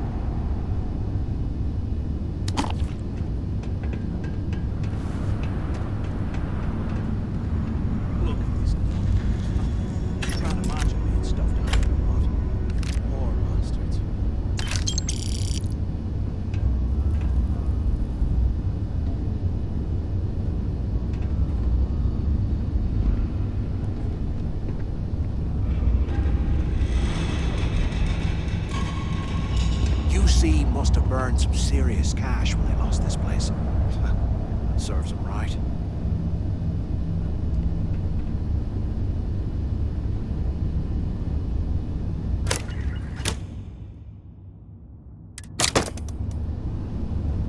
Today, I bumped into someone in the mess hall yapping about a ship carrying a fortune in credits. I know it's usually bullshit, but he seemed to have details. After striking up a conversation, I found out the ship was a Galbank transport named Legacy that went down in some remote system during the war. This is exactly the score I'd been waiting to find. I need to contact Carter to let him know it's time to get off this rock. He'll help the mining details slip into the utility closet in the ventilation room. That's where we'll dig. Not up, but through. Right to the armory. Carter mentioned that security keeps rotating codes on all the terminals in the lock, so we'll have to coordinate this carefully. For now, we'll continue using his locker in the showers area as a drop point for the code to the utility closet. By this time next month, I should be out of this dump and uploading those creds into my account. Delgado was right. Crix must have hit the Galbank transport and stashed away the money or something. But we play this right, and we're gonna be filthy stinking rich in no time.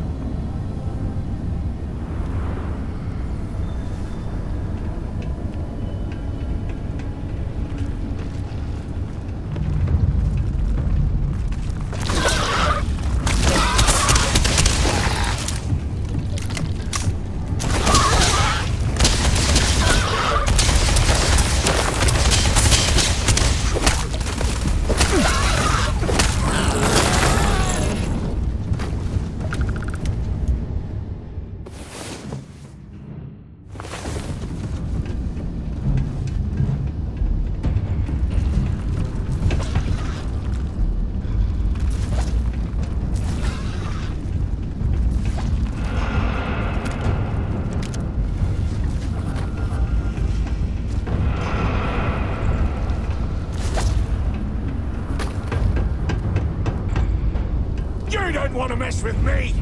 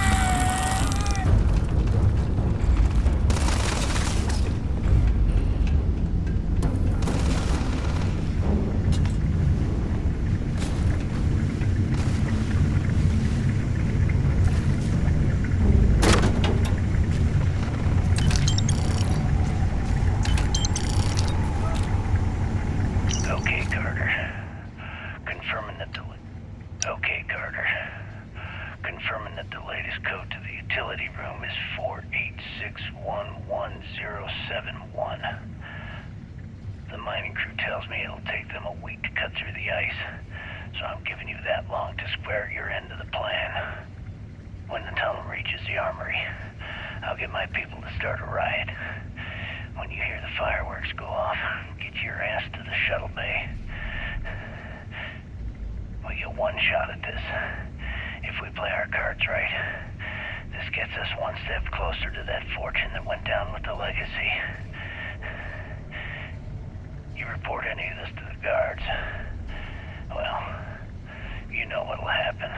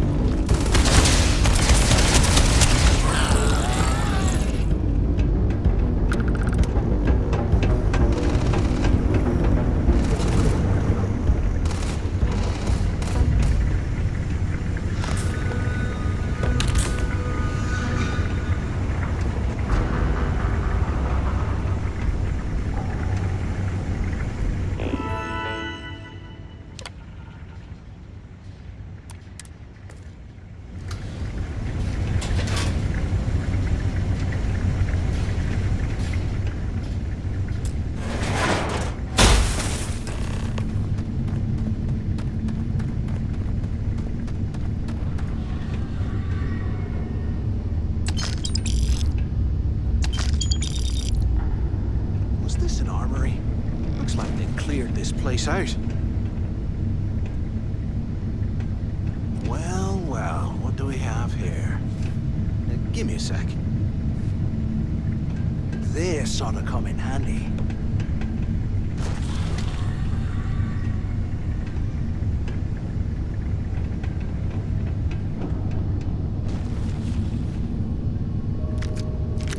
All right, let's keep moving.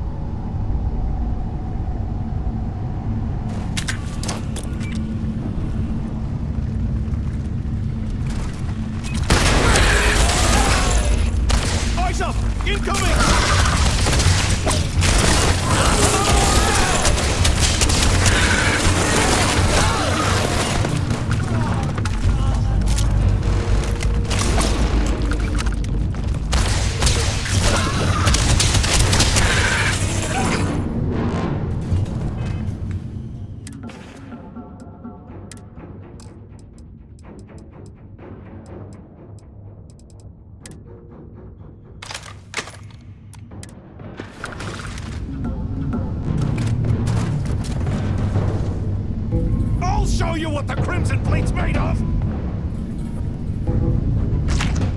I found you!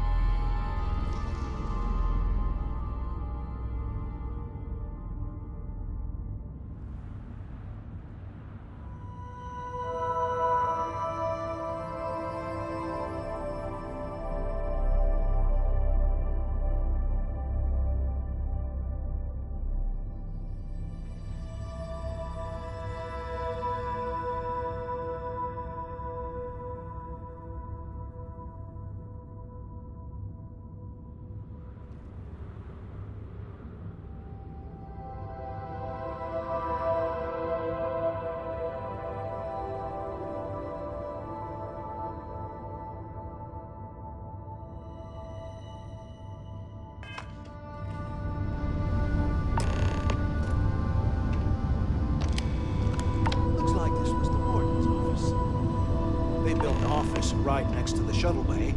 For quick escapes, I bet. Smart. ¿Qué carajos took you so long? Use the warden's intercom near the window. I hope you found something because I am getting sick and tired of this place.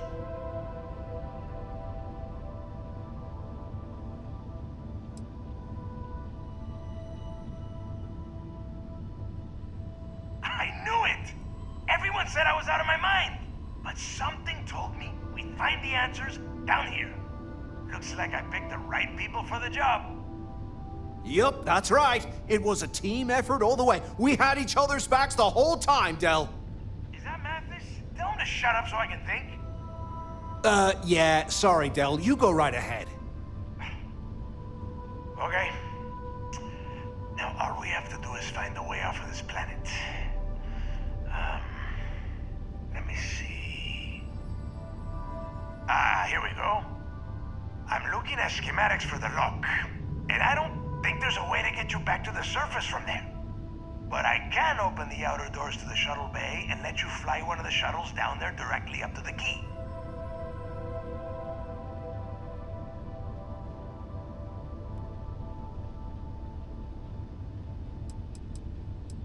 According to the schematics, there is an emergency evacuation exit I can use to return to the surface.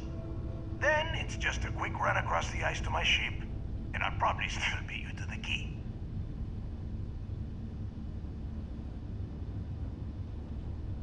Good answer. You're learning fast. Okay, let me see. One of these probably opens the door. Shuttle bay activated. Initiating the icing process. Please stand by. Yup, it's got it. Might take a while, though. Those bay doors have not been opened in almost a century. You have done a hell of a job, Rook. We will talk when you get back to the key.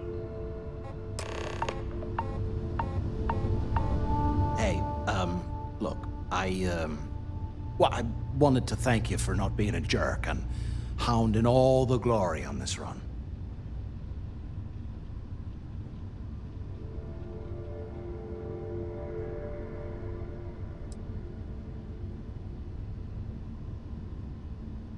What? No, no way. But, well, now that you mention it, look, about all that killing Delgado stuff, why don't we just forget about everything that I said? You know, like it never happened.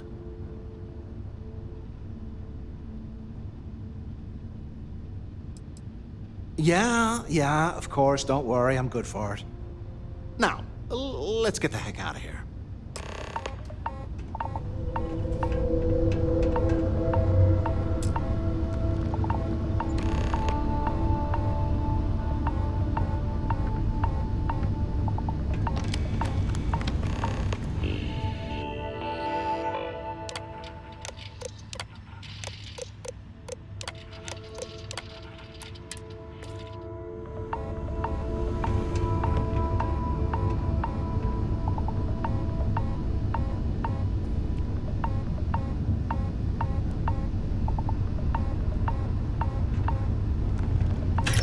It's time to put some things down.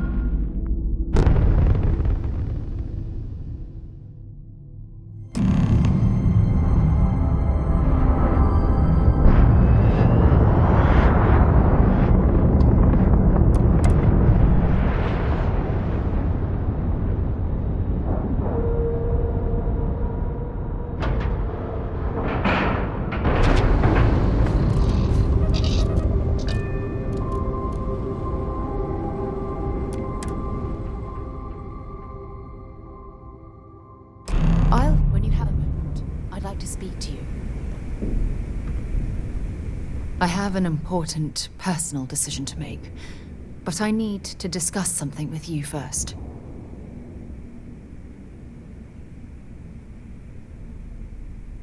Phew, thank you. So, where to start? Before I was with the Navigator Corps, I was career military, part of the United Colonies Navy. When the Colony War broke out, I was posted as the chief navigator on a warship, the Dauntless.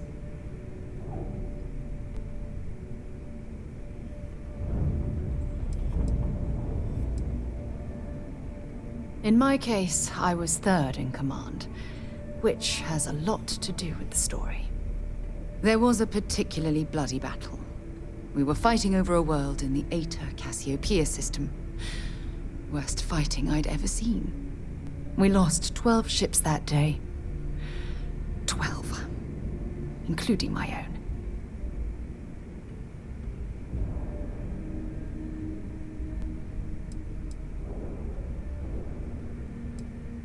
Economic reasons. Several of the worlds in the Cassiopeia system were mineral-rich. Both sides wanted to drop refinery outposts on the surface to bolster their supply.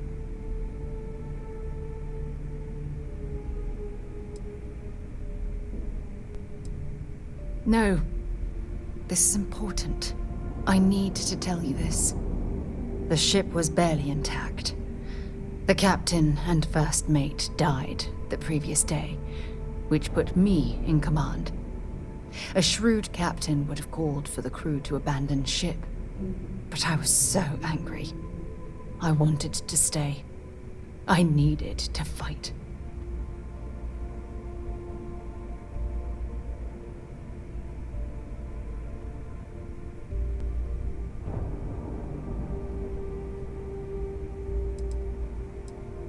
The Dauntless was a tough little ship.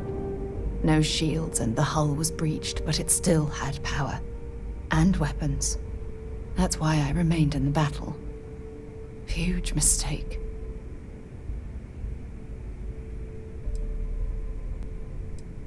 Well, I didn't have the luxury of indecision. I had to act. We fought for hours, but the damage was fatal. I gave the order to abandon ship and the crew piled into the escape shuttle. As the shuttle launched, I could see it was damaged. I heard screams before the radio cut. And last thing I saw, they were spiraling helplessly towards the planet's surface.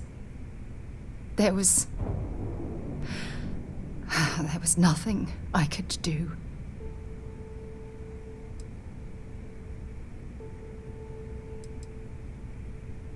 It was my duty as acting captain to be the last person to leave the Dauntless. We had more than one escape shuttle available. So, I elected to wait until they were safe. Thank you. But condolences can't reverse what I've done. I was caught up in the moment. An inexperienced captain making rash decisions that cost people their lives.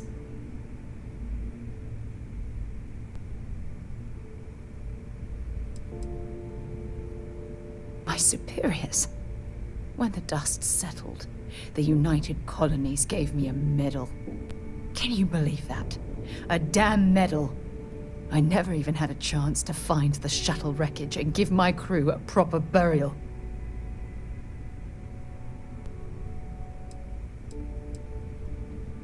After I checked every section of the ship for wounded crew, I took the other escape shuttle. If I hadn't, I would have died. The Dauntless came apart minutes after I escaped.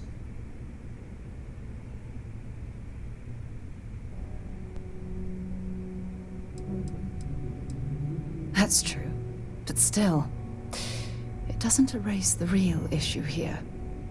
Remember when you said no one but me would have pushed harder to keep the Navigator Corps going? Well, this time, pushing too hard cost lives. Don't you get it? Everything I do, everything I touch, somehow falls apart. That's why I'm worried about us.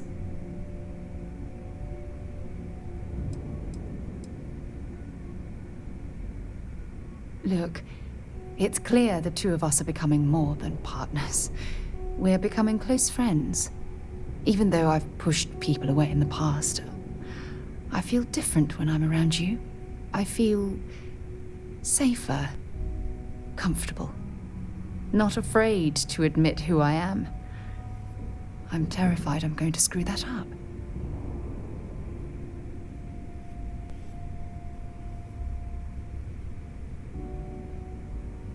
After everything you've heard, all my stories, you still have faith. No one's ever cared about me this much. Not even Aja.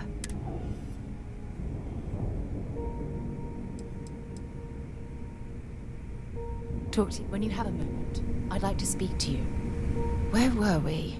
Oh, we fought for hours. As the shuttle launched, the last thing I saw...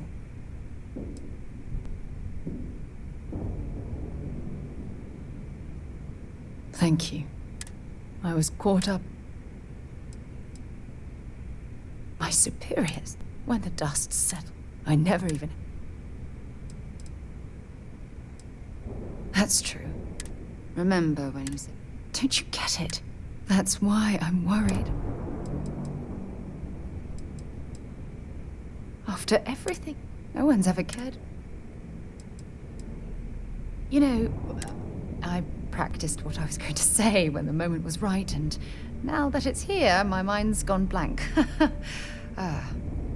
Look, you deserve the best. Someone who can give themselves to you entirely. But right now, I have too much baggage. Too much on my mind. I hope you'll forgive me for pushing you away. I just need time. Hey. Want to see what I'm carrying?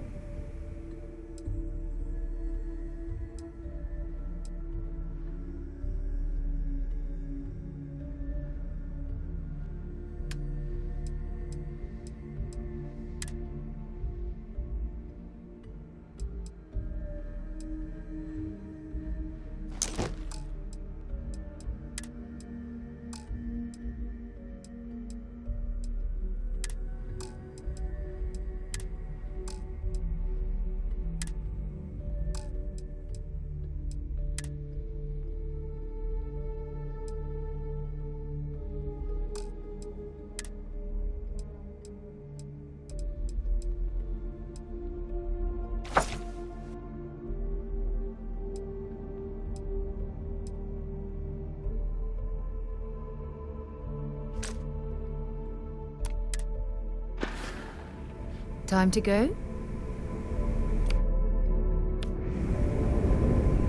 Rook? You see, you'll never crush the fleet. They'd have to catch us first.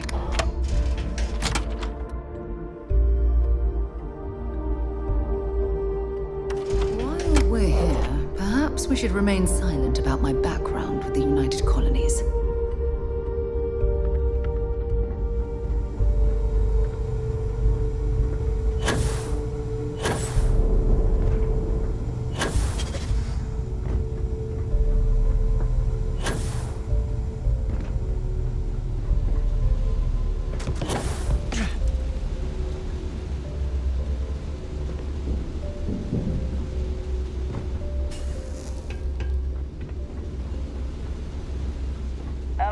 In the fleet came out of the mud. We grind for every crack, and it shows.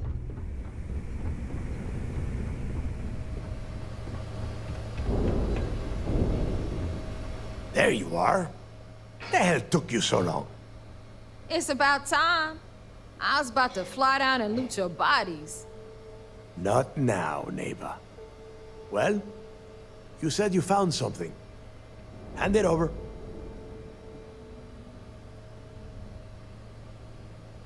That's it? Just one slate?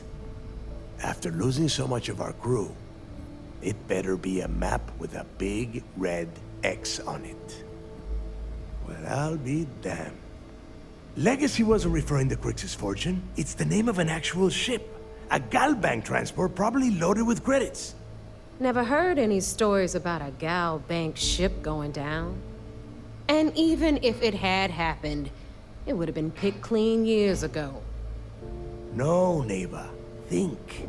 If Galbank covered it up, and over time, the location was eventually forgotten, it wouldn't be on anyone's radar. Okay, this changes things. Now that we know what we are looking for, we have to narrow the search.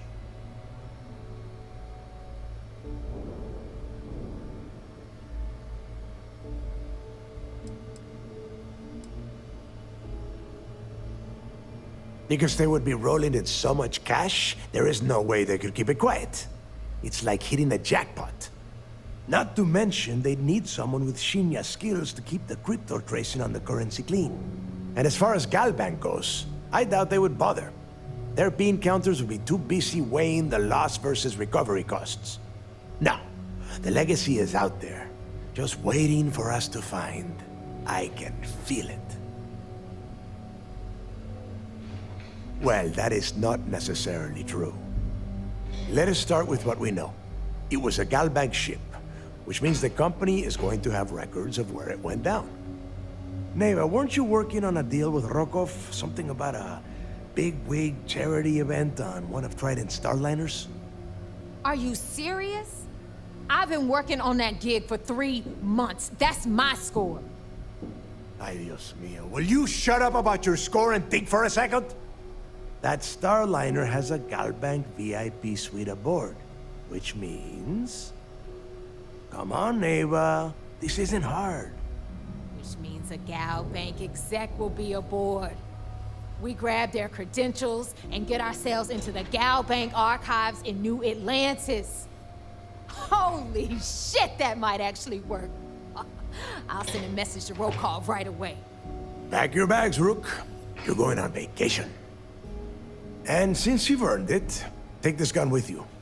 Might come in handy when Rokov screws everything up as usual.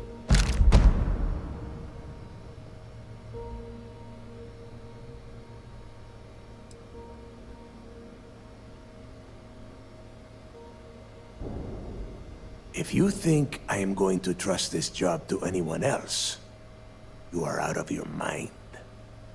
Neva and I are too well known to walk around the Starliner without being recognized. If Trident Security spotted us, it'd be over. I need you to board that ship, make contact with Rokov, and get me those credentials.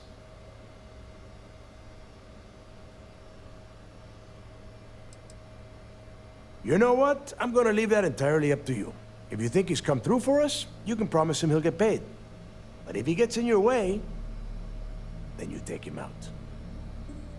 You'd better. Oh, before you leave, I wanted you to know that I took what you said about Mathis into consideration, and I've decided to let him join the fleet.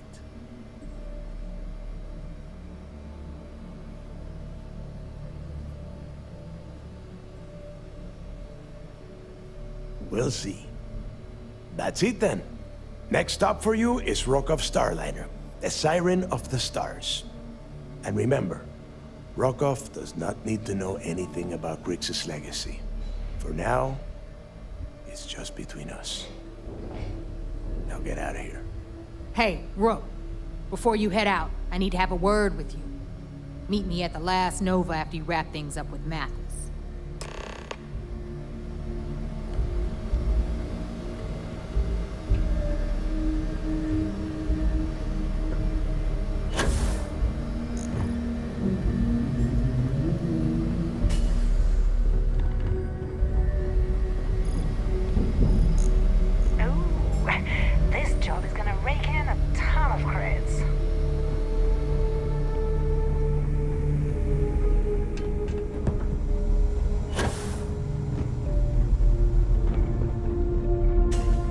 I don't know about you, but I think the welcome sign really lends itself to the alluring charm of this star station.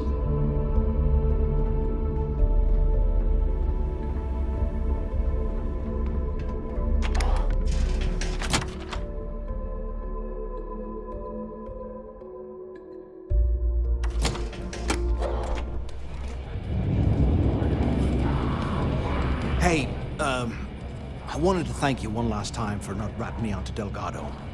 And telling him how much I pitched in. That was pretty damn cool. If he would have found out what I was planning, well, I don't even want to think about what could have happened.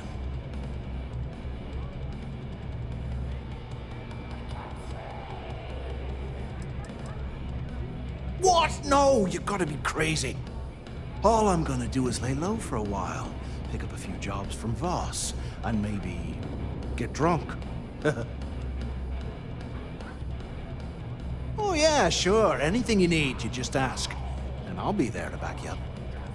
We're going to hold you to that promise, Mathis. You just, take care of yourself out there.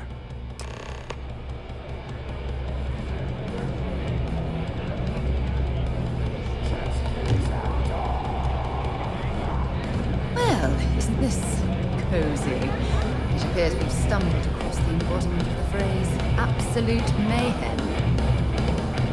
The fleet's the only family you need. Maybe. There you are. All right, look. I've been lining up a score with that asshole Rokoff on the Siren of the Stars for months. I'm not about to let a payday slip through my fingers. So guess what? You're gonna finish the job for me. My friend's got a point, Bog. Every pirate in this joint comes to the Nova for a drink. Seems to me, instead of trawling... Of course you'll get a cut. That's how everything works around here. Why would this be any different? Rokoff's been tipping me off about some kind of bullshit charity event that the Siren of the Stars is hosting. At the event, they're gonna give away something called the Earth Savior Award, which is worth tens of thousands of credits. So it's simple. While you're on the Siren, swiping those Galbait credentials, I want you to grab that award and bring it to me.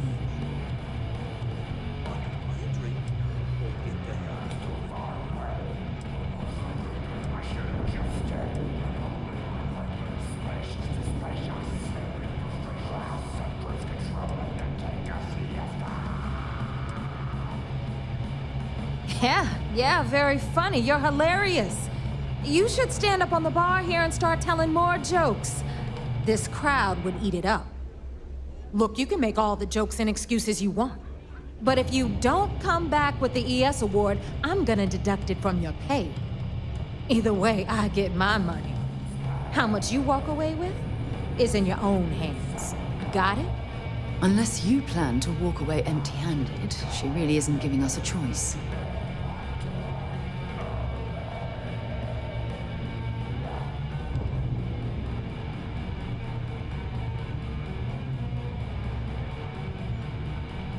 Then it's settled. Good. All right, Rook, we're done here. Now, get your ass to the Siren and bring me my goods.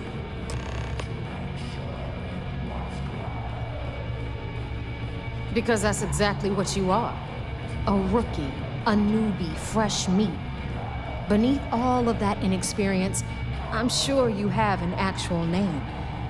But honestly, no one gives a damn. So get used to hearing that word. Until you earn your stripes, you're a rook to everyone in the fleet. Hit me up if you got questions. Food around here's what you'd expect.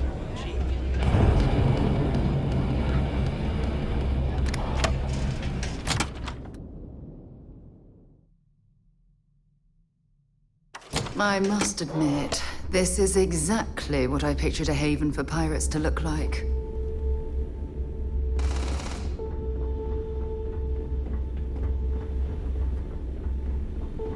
Need something?